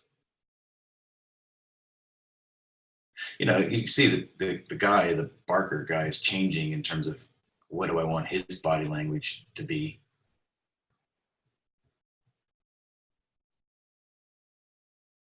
That's the finished piece. So a little bit, you know, of the process going on there, and so it you know, those weren't we didn't talk a lot about, since the larger part of the votes was for working in the industry. So I did get lost in that a little bit, and we can come back to process, but I do want to come again, backtrack to working in the industry, and you know, briefly to say that it took me a long time to become a working illustrator. It took me 8 years after I graduated from college, you know, still figuring things out. It's different for everybody, you know, and there's no set rule or expectation that, you know, when and how you're supposed to mature, you know, figure out what you want to do or become good at what you want to do. And, you know, and thankfully, I think I was blissfully ignorant enough to just keep plugging away at it and keep making, you know, well, trying different parts of the industry, seeing what I liked, seeing what I could do, you know, in terms of a page of penciling for comics a day, I couldn't do it, you know, fell apart. But covers, you know, in the very beginning, I wasn't, you know, technically I wasn't good enough. And then, but, you know, keep doing it and practicing and drawing. And I will say that doing the comic book work, and because I did a lot of practice comic book pages, is like a boot camp for drawing and composition, all those panels, you know, and then some years of, you know, practice and maturing, you know, getting to a stage where I could get some cover work, and, you know, and then that blossomed from there. So, but it took me a long time. Not to say that it's going to have to take you guys a long time, but it wasn't exactly straightforward. And so, but some of the things that happen along the way would be, you know, going to conventions was a thing, you know, a good thing for me, especially when I started, like, say, going to sci-fi sci-fi conventions are usually small, and they're fine, but it wasn't like going to Comic-Con or some of the other Comic-Cons. I went to San Diego Comic-Con. Now it's probably way too big now, you know, to navigate, but it was smaller than I could meet other artists and see other art, and more people were able to funnel through Artist Alley and look at your work, and you get some exposure that way. So there's a kind of networking, and I met a lot of friends, artist friends that way. making friends is networking. You don't need to see it as a mercenary kind of adventure in terms of like, what can I get from you? That's not what it is, and not what it should be. It should be, but the idea of being social, going to conventions and talking with people, enjoying people and having experiences and growing as a person is all going to add to you, being in the industry. And, so, in participating in that realm of the industry, another big, I think one of the biggest things that probably got my career going would be Spectrum and getting work accepted into Spectrum. And because some of my first big professional jobs that came from over at Wizards of the Coast, when they had TSR still functioning as the imprint in there, came from Paul Hanchett, who got me a job, because he saw some stuff in Spectrum. And that rolled into a lot of that interior black and white work, which then rolled into doing some covers, which then rolled into other publishers and covers and stuff like that. Submitting to Spectrum, that's Society of Illustrators, there are other things too, American Illustration and stuff, but doing a little bit of research in terms of the work you want to do and the genre that you're in, will go a long way in terms of Spectrum is, fantastic art, science fiction, fantasy, for the most part, kind of, Society of Illustrators is basically all of it. American Illustration tends to be much more kind of avant-garde, well, presently, avant-garde kind of concept editorial illustration. But you can just look at the books to get, go to your library, take them out, take a look. But getting exposure to them is big step forward to getting good exposure. The other thing nowadays would be, your Facebook presence. I hate to say it, but Instagram and Facebook presence in terms of participating with other people in that and showing your work and trying to be, just trying to still, you could easily nowadays, the way information comes to them through the social media and these exposures, and if you were too quiet, it'd be easy to just get overlooked. And I would love to be quiet social media wise, but you would lose a certain kind of presence or footprint in the world of illustration. You need to be active and interacting with other people. And so those are really important, as well as, of course, your website. And having you're more quiet than you should be, John. Your presence could be so much greater. It's like back to my answer of everything, solution, more Jon Foster. And, right. Yeah, put more out there. There's a few questions here that kind of relate to the same things. Okay. One of them, I just crack up asking you this question, but how do you handle procrastination? Oh, well, you have to understand. Well, I procrastinate. Absolutely. John knows this. John's laughing at this because, sometimes I hide. I guess there's hiding and then there's procrastinating, and which, they can be linked, but they don't have to be the same thing.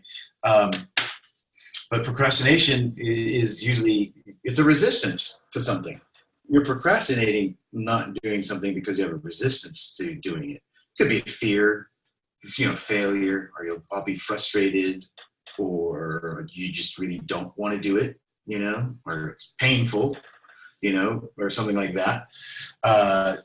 Physically painful. I'm not just talking about the artwork, but anything in your life you're procrastinating. It's not just, you could say I procrastinate because I'm lazy, but that's really not what it is. It's a resistance to it. If you start asking yourself why you're resistant to actually doing this job or sitting down and drawing, you probably find because I don't want to be frustrated because I don't really know what I'm doing yet and it scares me, and when you're honest with yourself about that, you're closer to actually not procrastinating, sitting down and doing it, because you get that.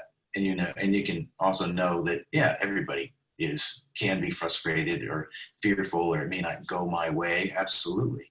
Happens to all of us, but doing things and not putting the weight of the world on doing these things, like it's like live or die. It's not that, you see it more as growth and try to make it fun again. Remember, it's fun. You're doing this because you like to draw. Remember, it's fun. There's no real failure in this. You're just learning. And that'll go a long way with helping, hey, I'm in the middle of procrastinating now for the past year. I'm working at it. So you still do it, but understanding it, or sometimes like I can procrastinate doing certain things that should be done, but then I don't procrastinate doing things like that are still art, but for myself that, are easier to do. And the reason I don't procrastinate them is because I'm not putting so much weight on my performance here and what it means, which is false thinking, by the way, So another question to you, Jon, which kind of relates to that, and well, not really, but Lior asked, what did you do in those 8 years that you were trying to develop from school to being a working professional? I worked full time for a little bit at an art store. Well, for three and a half years at an art store. Then that store closed down. There were various other like part-time jobs, Staples, the library. I'm trying to remember all the various things that I, a couple of places that I worked, part-time here and there. I got unemployment for a little bit from the art store, but that didn't last very long. Plus, I was also with my former wife, was living with her, and she had a full-time job. And thanks for that. So we were making ends meet, just barely. And she was, I guess she was pretty patient about that, in terms of her job. She's also an artist, but she was working at the art school that we graduated from as an admissions officer. And so that helped make ends meet. But I have to say, I did help make ends meet in a big way, and her own ends meet in terms of later on when I had, this is me making up for my feeling a little embarrassed by living off of my girlfriend at the time, who became my wife. But I did, after that, when the roles reversed, it was fine. It wasn't like I ran away or something like that. It was roles were reversed, and then I could make up for it. So that was good. But anyways, yeah, part-time jobs, and just worked on portfolios and all that assessing of, am I an editorial illustrator? Am I a comic book sequential art killer, penciler? Am I a book cover guy? What am I? Or what do I want to do, kind of thing. That was one of the things after I got out of college, with a portfolio for editorial work, and I showed it a little bit, but had no success. And then I also asked myself, what do I really want to do? If I'm going to sit here and remake my portfolio and find work, what do I really want to do? And I had to be honest, I wanted to be, I liked the sci-fi fantasy stuff, So that was at the very beginning. But then there were still the periods after that of like, penciling cover or not cover work, the different, basically between those, it was still in the genre, comics, sci-fi, fantasy. So, okay. Any others? A couple more technical questions here. Do you make your own Procreate brushes, or do you use what is, I guess, generic brushes? I have downloaded some cool brushes. I haven't gotten into making them yet. I know George Pratt makes brushes that are like way cool. I've used them, and most people talk about making the brushes. It's not particularly hard, and they do some really cool stuff. But I just have been using, presently, I mostly use like charcoal and a pencil, because I'm mostly kind of doing the more utilitarian initial sketching, working out ideas work, in Procreate. So, so I haven't made brushes yet, but I downloaded some brushes from, because the community of Procreate is pretty big and open, and if you go to their forum and their site, there's tons of brushes people make and they share, and all different kinds of stuff and information, which is fantastic. It's a great little community. Okay. Well, hey, let's. I think I can keep we could spend a couple more minutes answering questions here, and then we have a obligation. One of the things we were supposed to do today is review a couple portfolios.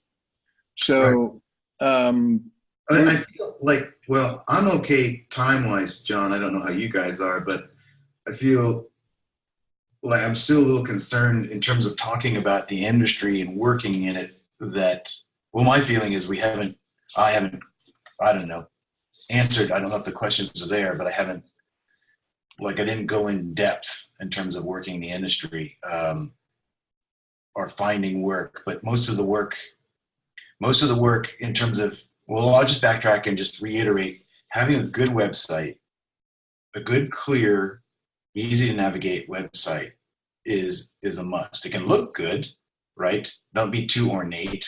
It needs to be something that's easy to navigate and not get lost in. And then that's going to be your foundation, your core, because you can refer people to that as you hand out a card. Here's your website and stuff like this. It's so, even with social media, I really dislike going to someone's Instagram account and trying to go through whatever to find various work. I think it's neat for a current kind of thing, newest stuff coming up. It's important, but for me to use it as a website or Facebook as a website, I wouldn't. It's not.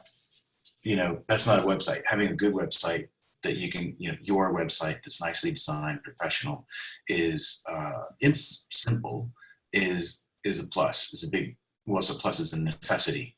So then your social media stuff, as we were talking about, is just so important nowadays. A presence. You're having a presence is something you need to work at and be okay with and have fun with. Don't get uptight about it and don't be too insistent. Don't be it's just a matter of, don't be too much of a wallflower, because then you're a wallflower and you overlooked that way. I'm not good at being a real squeaky wheel myself. Feel a little self-conscious about it, but I can, every once in a while, for sure. So is ArtStation not a substitute for a real website? No, I don't. I like ArtStation. I think it's great. It's a great community, and it looks good too, but it's not a substitute for your own website. In my opinion, I don't know. When I go to someone's website that has their name, splash page, and a nice little simple navigation about illustrations, contact, blog, I'm thrilled. And we can get into nuances of how you navigate the images and how they pop up or go away, or separate windows and stuff like that, in terms of whether it's a pain in the butt or not. But for the most part, having that site instead of ArtStation, again, it's huge. It's a great community, and it really fosters creativity and sharing amongst artists, and it gives you an opportunity to have your work there, on the site too. And I think you should have, absolutely, I think about having an ArtStation presence site, but I would use it would be in conjunction with my site that I have, my personal site, not the only site I have. Here's an interesting question. This is more for me. Not the question, but to appease me, I'd like to hear you answer this question. I teach a Principles of Illustration class.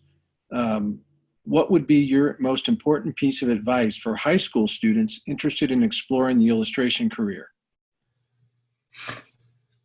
Principles of Illustration. So high school students, well, draw. Well, yeah. Well, draw. I'm trying to draw. Educate themselves, or help them educate themselves in terms of so much that they can get online and look at and be exposed to in terms of all the different kinds of work, historically and contemporarily. And we talked about different parts of the industry: editorial, book, advertising, concept, and animation, visual development, and exposing them to that the idea of this, in it, those parts of the industry in terms of illustration and a larger illustration, covering being kind of the big set that those can fall in. I mean, you could argue animation doesn't go in there, something like that, but but overall, being a good illustrator, knowing how to draw and think and concept, both like character creation or concept in terms of moods, emotions, and higher concept in terms of visual play, thinking is so important to everything that you do in art, fine art included. Sculpture. Yeah, that's the other aspect that usually gets left in the dirt because of young kids starting. They think it's all skill and craft. Read. There's not a good illustrator. I don't know a good illustrator that isn't fairly well read or it doesn't pay attention to pop culture, pays attention to the world around them. They have to be an observer. And so develop that side as much as you do the technical side. Right. That's, I think I'm glad you said that, because it's definitely re-educating yourself, being open, seeing the whole picture as much as you can, and reading is a big part of that, and reading, but looking at art, looking at a lot of art, not shutting any doors. I shut a lot of doors early on, just youthful kind of, I would be like, look at a Rothko and think, why? I look at a Rothko now and I'm like, and especially even after watching the documentary on Rothko, I'm like, oh, wow. Don't shut the doors, learn, ask the questions, and then, posit to your students to be open and ask the questions, and, don't automatically have a knee-jerk reaction to, because it doesn't fit in with, that's, what your idea of what cool art is. I think that's a tendency for young artists in general, is they kind of form their likes and they try to create their own team. It's like, these are the people I like. This is how art should be done. Right. People that have really grow with their artistic understanding become very open to, I love primitive art. I love things that I never considered when I was 19 or 20 years old. My painters, the people that my team constantly changed. And, generally as you grow yourself, it's your job to pay attention to that stuff. So keep a very open mind along the way. Exactly. I didn't, it took me forever, but I can, and I don't expect you all to be, or the younger people to be, incredibly mature just right now, because I said that, but I'd remind you over and over again to. I remember really telling time in my life. I was like 22 or 23 years old. I had the good fortune to go to a Sargent show in New York, and I went with Robert Heindel, and I was trying to get my career started, and I was staying at his house in Connecticut, and family friends, and going into the city, showing my portfolio. And he met me in the city, and I went to the show with him. And in the New York Times on the Sunday, when I was back at his house, he showed me the article, the write-up in the paper, the review of the show. They're reviewing Sargent, which is kind of insane to begin with. And he was just like right at the top of my list of people that I completely admired. And the review was really not super positive. It's like, this guy was just the most magnificent technician that ever lived, and just didn't do as much to alter art history as a lot of, contemporaries had, or his contemporaries had done around him. And I read that, and I was like almost insulted. And Bob kind of looked at me, he goes, I agree with that. And I was like, because I was a huge fan. As illustrators, that was my biggest hero right there. Right. One of my biggest heroes. And I was like, it took me so long to figure out what he was trying to say and to accept it. Yeah. And there's nobody did what Sargent did better than he did. It was at the pinnacle. But at the same time, you got to remember, Bonnard was painting and he was altering the course of art history. So, Right. that's what that was all about. It's like, don't lock down. I still appreciate Sargent as just being magnificent, but I also appreciate other things that I wasn't even looking at the time. Right. Very difficult to do as a young person, and to grow with it, but keep an open mind. There are many things, if you could just get some of the history about it, that would change your mind, and you'll more understanding and appreciation, and instead of just the the first initial kind of judging from the cover, like Paul Cézanne. I was fortunate enough to take a history class that was all on Cézanne, and doing a lot of reading, of course, on that, and talking about the work, and talking about the man, and the issues and the struggle, and then also what can be attributed to Cézanne, and my appreciation of the work. I probably never, I don't know about never, but I wouldn't have had the understanding and appreciation for what Cézanne was doing or found. He is a big time searcher. He was one of the guys that had no matter how many people were, telling him he's not that good. I don't know if people were telling him he wasn't that good, but he wasn't having success per se with the peers at the time, but he just kept going, and he kept going and kept going and kept going. He just loved art. And being basically kind of the forefather of Cubism, and playing with color and shape and perspective and what is done, and you start looking at that and appreciating it, you're like, wow, and appreciating it too. And so anyways, sometimes this stuff you don't just flick a switch, but being open to reading about it and understanding it, or watching a documentary, there's plenty of stuff on YouTube. Yeah. Sorry to interrupt, guys, but before you move on to the polls or onto the portfolio reviews, I'm just going to send out a quick poll to everybody who attended today. And if you take the time to fill this out, I think we're going to try and send a door prize to one lucky poller. So I just launched it, and it's really easy. So just go ahead and answer as you're here. And I think we'll move on to the reviews soon. Yeah, I'm sorry. I felt. No, go ahead, John. Sorry to interrupt. No, I definitely. There is another question here, John, before we move on, and I'll let this be the last thing because it's going to kind of lead us into the next part. And this is really important to me because there is, our main educational program started with illustration, and we ventured into entertainment world and have Sam Hood, teaching with us in the animation department, or developing an animation program. And there's a question. It's like, what's the difference between concept art and illustration? And it's lines are really blurred. I've had concept artists that are like hardcore, that do that do 3D modeling, that do rigging, that do understand the whole process. They've taken ID, they have this wealth of information, but it goes in concept art goes in so many different directions.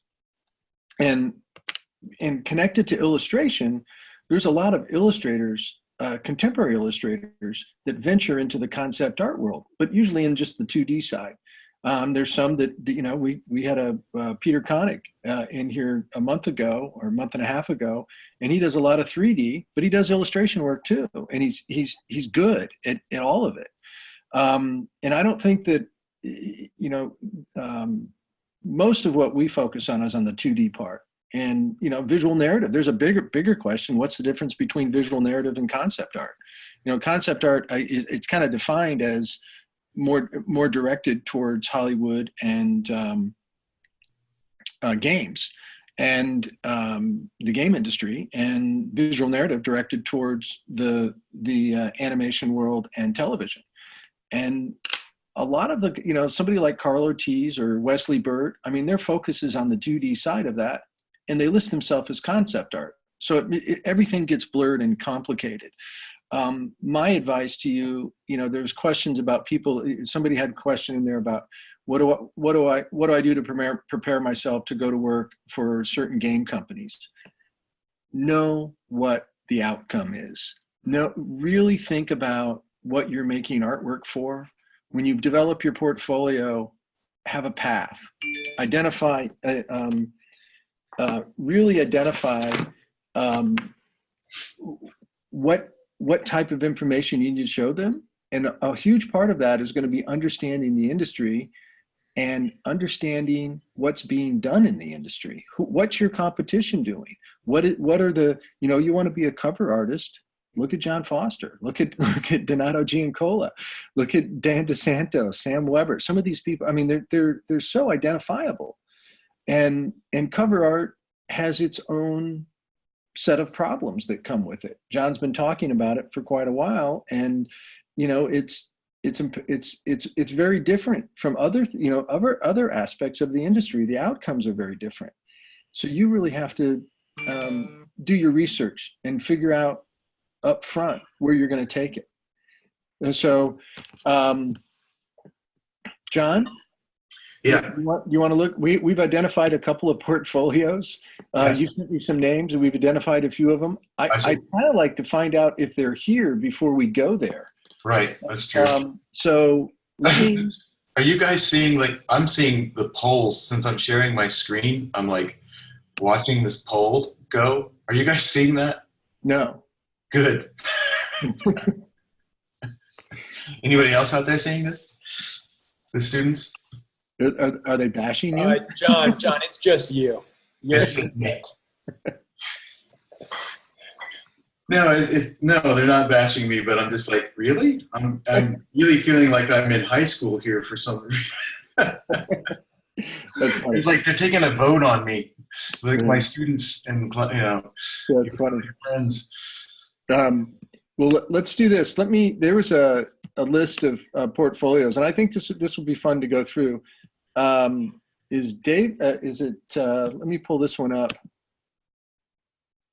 David Alvarez, is he here? Timmy, can you identify if he's here? The quickest way would be to ask him to chat. Hey, David, if you're here, send us a something. Chat. I'll pull through let's see if we can see him in the list. It looks like David Alvarez stepped out. Oh, okay. That's too bad. I really wanted to do that. How about Jess Sutter?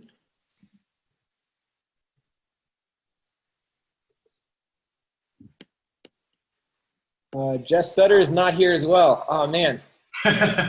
Man. Jane Heiderdorf?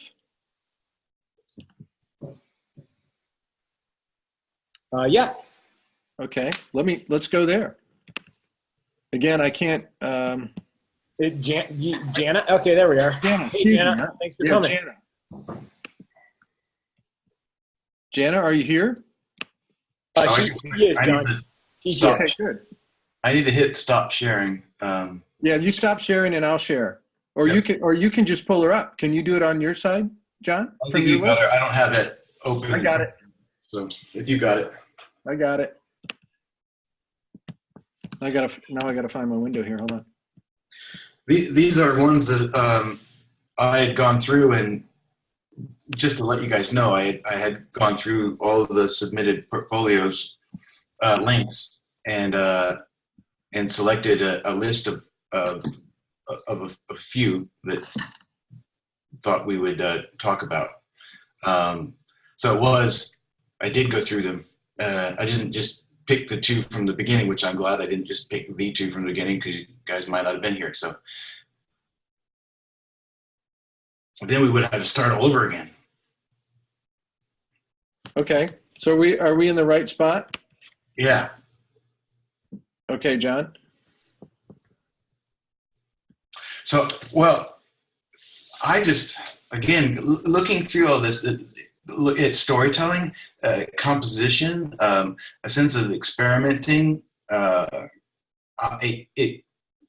a subjective, for me, I'm talking about like, I really liked it, which is more of a subjective thing, but more concrete. I see some real observational skills, some real imagination, but some still like melding of those two things together to tell your own stories with your own kind of sense of, some style and sensibility and composition, which I think he just did a fantastic. I mean, there are pieces, of course, that I would edit out, of your portfolio that aren't as strong, but I do see so much either really, really good, solid pieces or ones that are just on the edge, and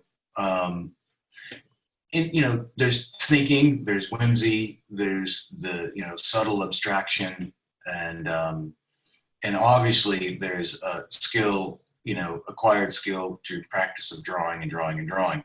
And so I was picking this as, I thought, a good representation of work that you could be getting professional work. There are subtle little things in terms of sometimes maybe the face or anatomy here and there is a little off, but not much really. I just think that it was a very solid, interesting portfolio.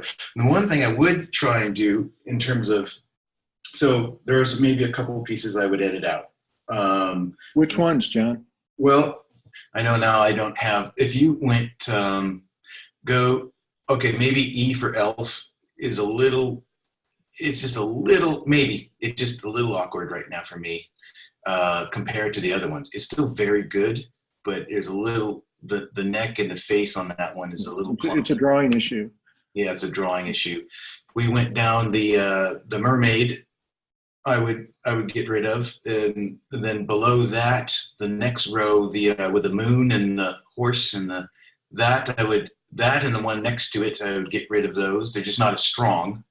I'm not saying that these are bad. They're just not as strong as the other pieces you've got going. If you went down, I'm not sure if there's, go down a little bit further, go further. That's I think that everything else is pretty darn strong.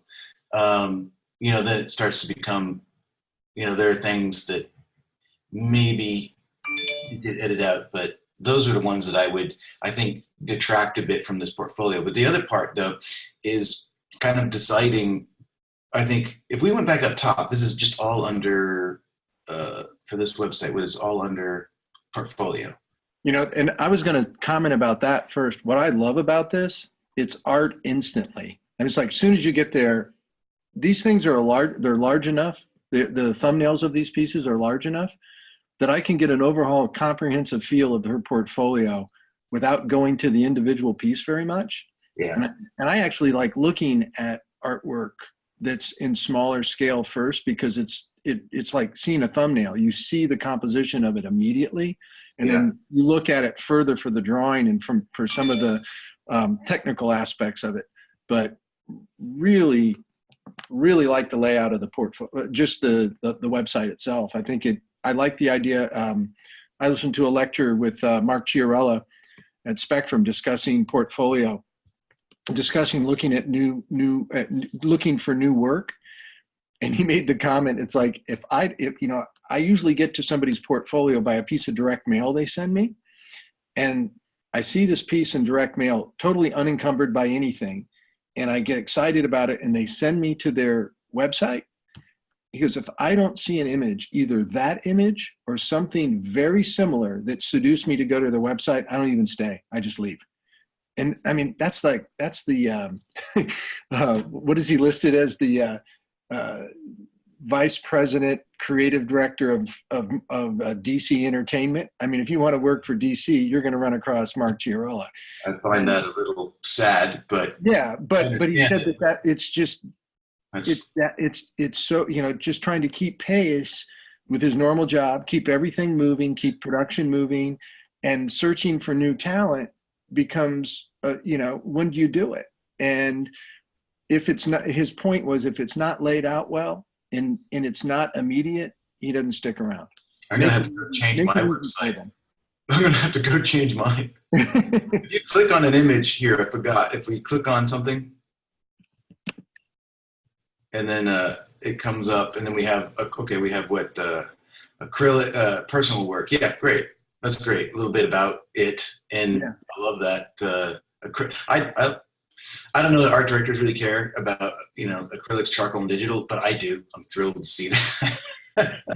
I think I went through all of these looking at the different mediums that you used, and was fascinated. But I like also just the title, and if it's a personal work or for a project, a little bit of information is good, Yeah, I mean, again, it's hard to look at illustration and not knowing what the assignment is. Right. Illustration has a job to do. So that bird nest thing, click on, is that for, I wonder if there's a series of illustrations for, oh, look at that. Oh, there's a series of stuff too. Well, that was a little hidden away, Jim. Didn't realize there was a bunch of stuff there. I wonder how you might be able to.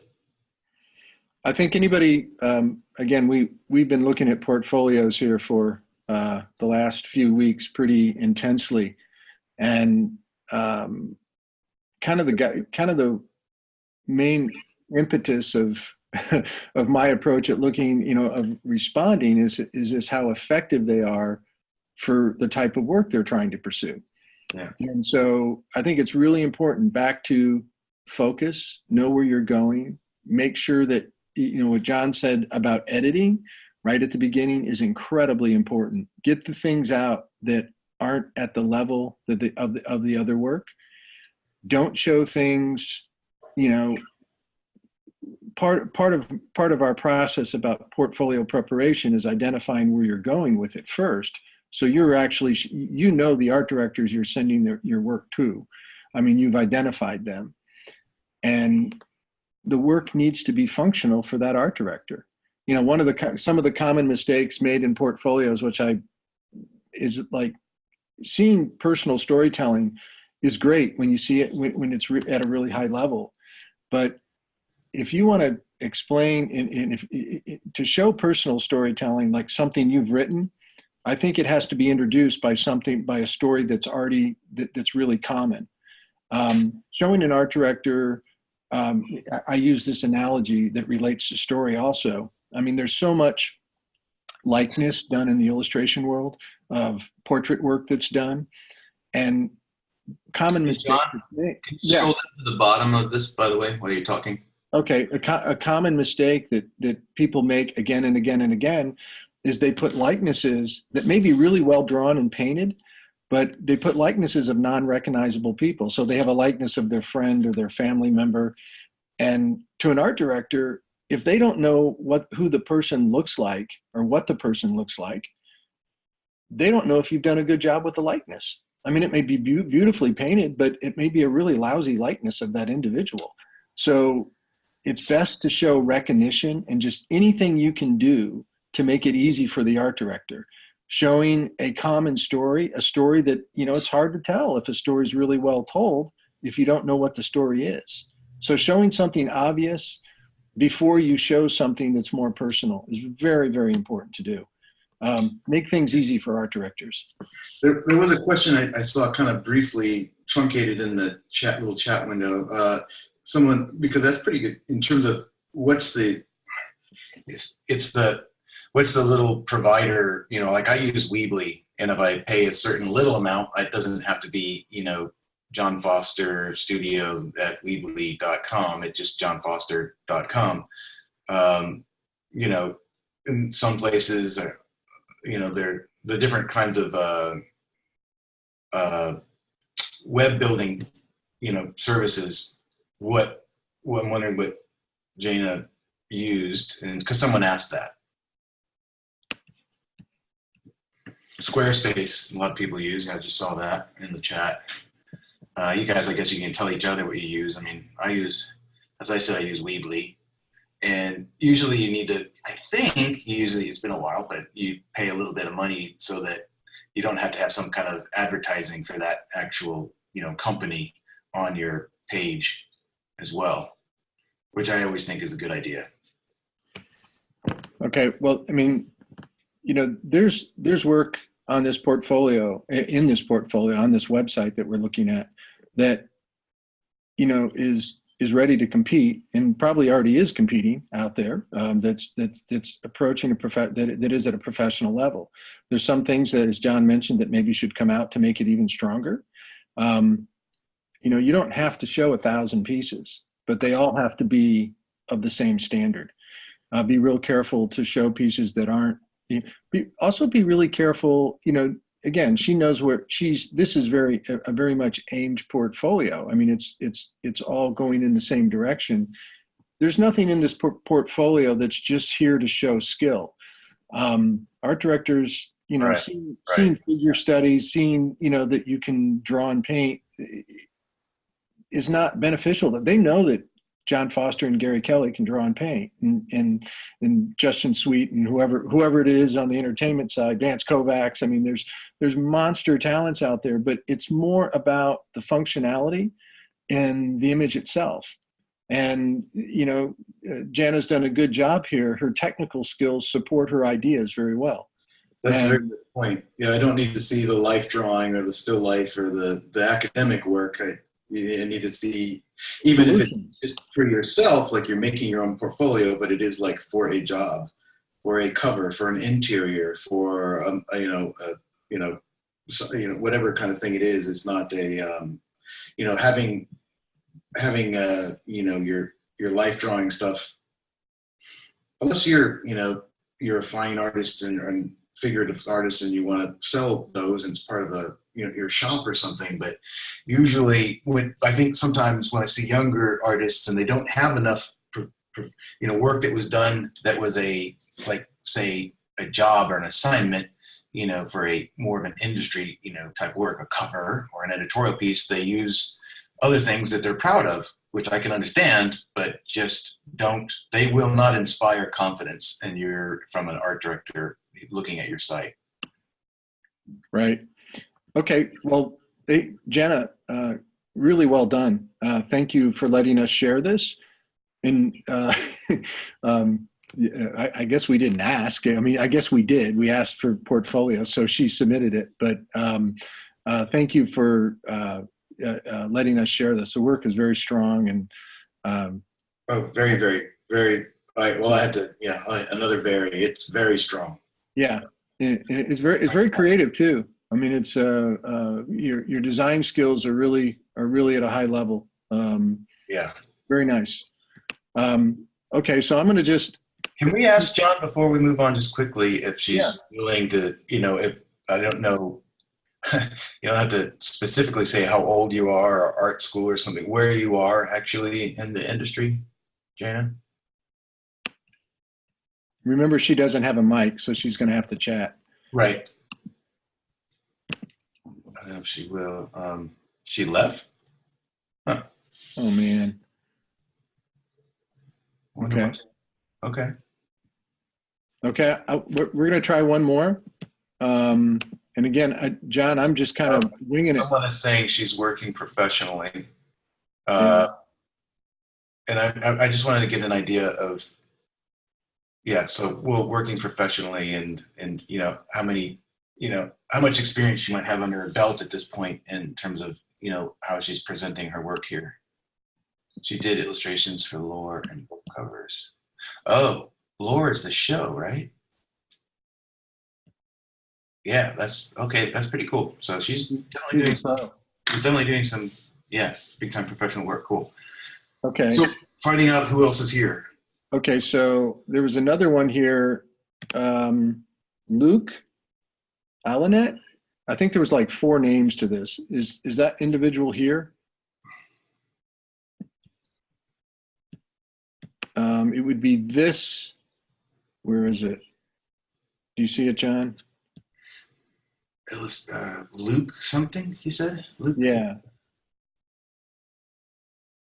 Sure. Now I can't even find it. ArtStation. Luke, it's the ArtStation right below Trevor Nichols. Go down. Right. Are you here, Luke? And then I guess I'll ask the question, is Trevor here? Is anybody here? You guys might see your website on here. Yeah, anybody see their website? You'd be the first to raise your hand, and then Trevor Williams. Oh, someone else said, yes, I'm the last one on the list. Right there. Marie Alice. Okay, let's go for it. I think he was, yeah. You guys are like, oh! Sorry.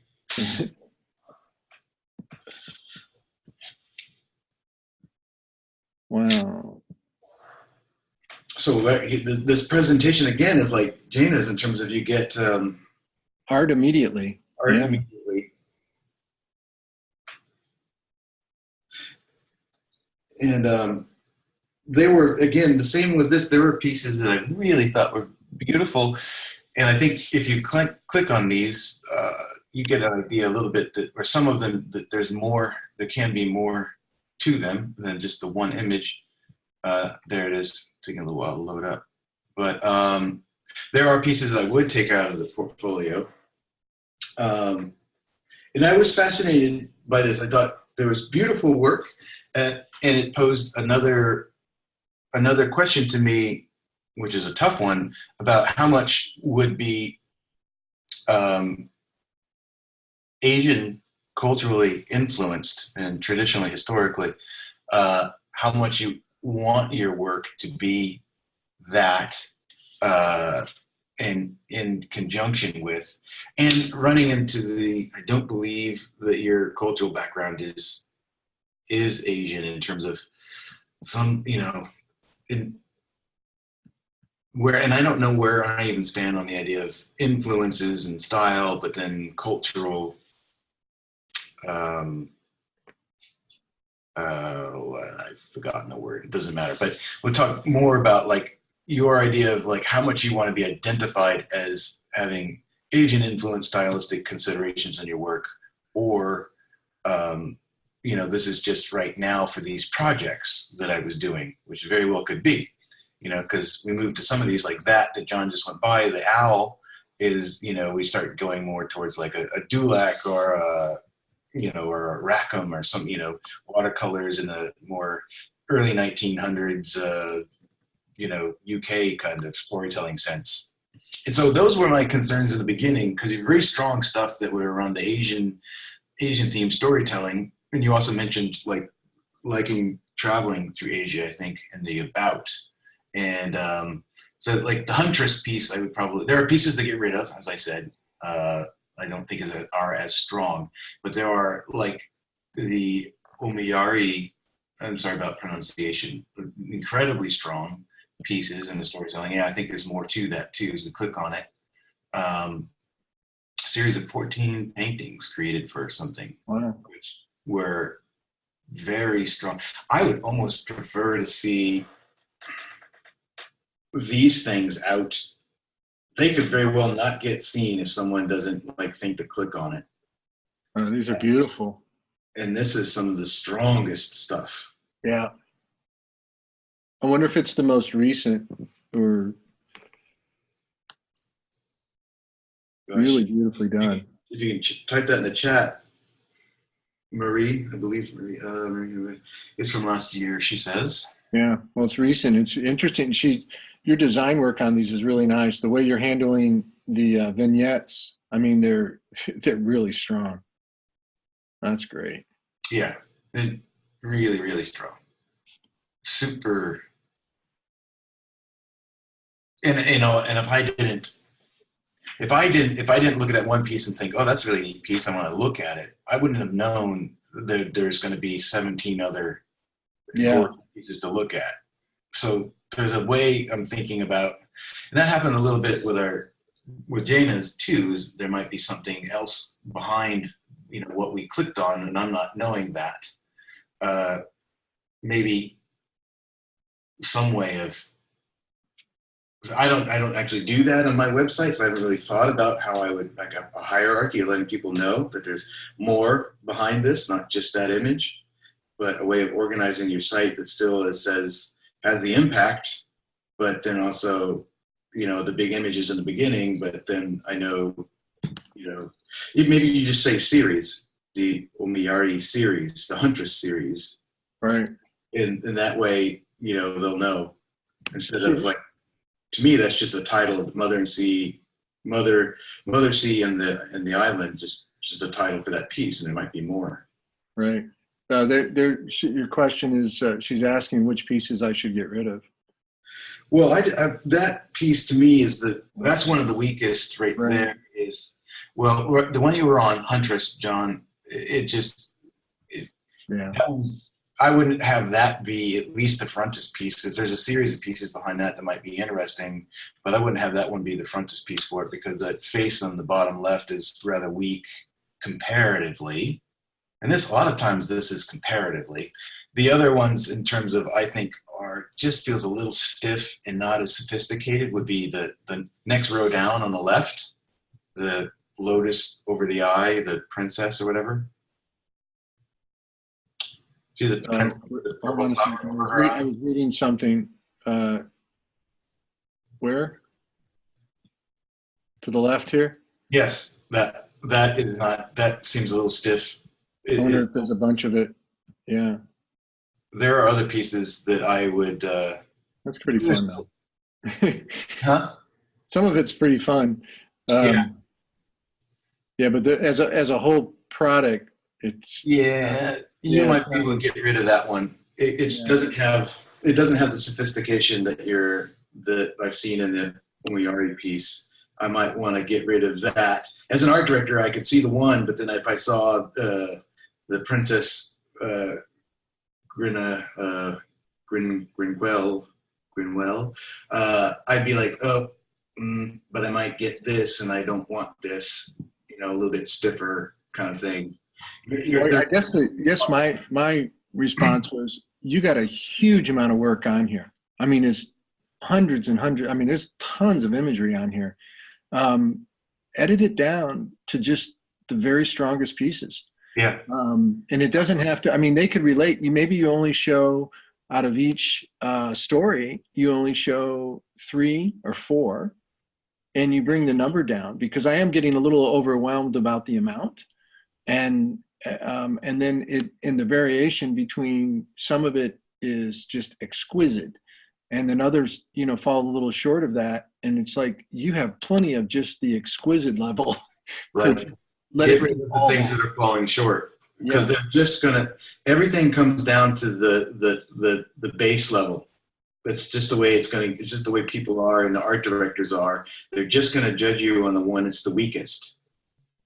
And you don't want that.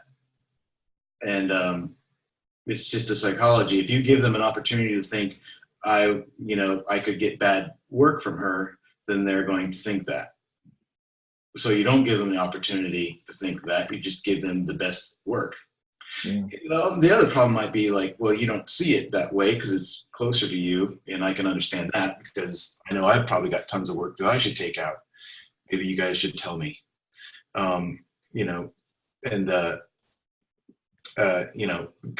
we're all close to our own work, or like it, or it means something else to us because, the endeavor in making it. But there's fantastic work in this, and it's all hidden behind. Honestly, I don't know that I got to see 90% of this, but I saw a lot that I thought was really great and worth talking about. But thinking about another way of it, even if in the title you say a series, a series of 18 images. I mean, we see that when you click on it, but not at this stage when we're getting the first big impact. I could easily see an art director, say it was Mark Chiarello, who would look at this and go, oh yeah, okay, here's 10 pieces. And, because he's in a hurry or something else, he's not going to try to look at anything else. Plus, these are big enough that you don't actually have to click on them to see them better, right?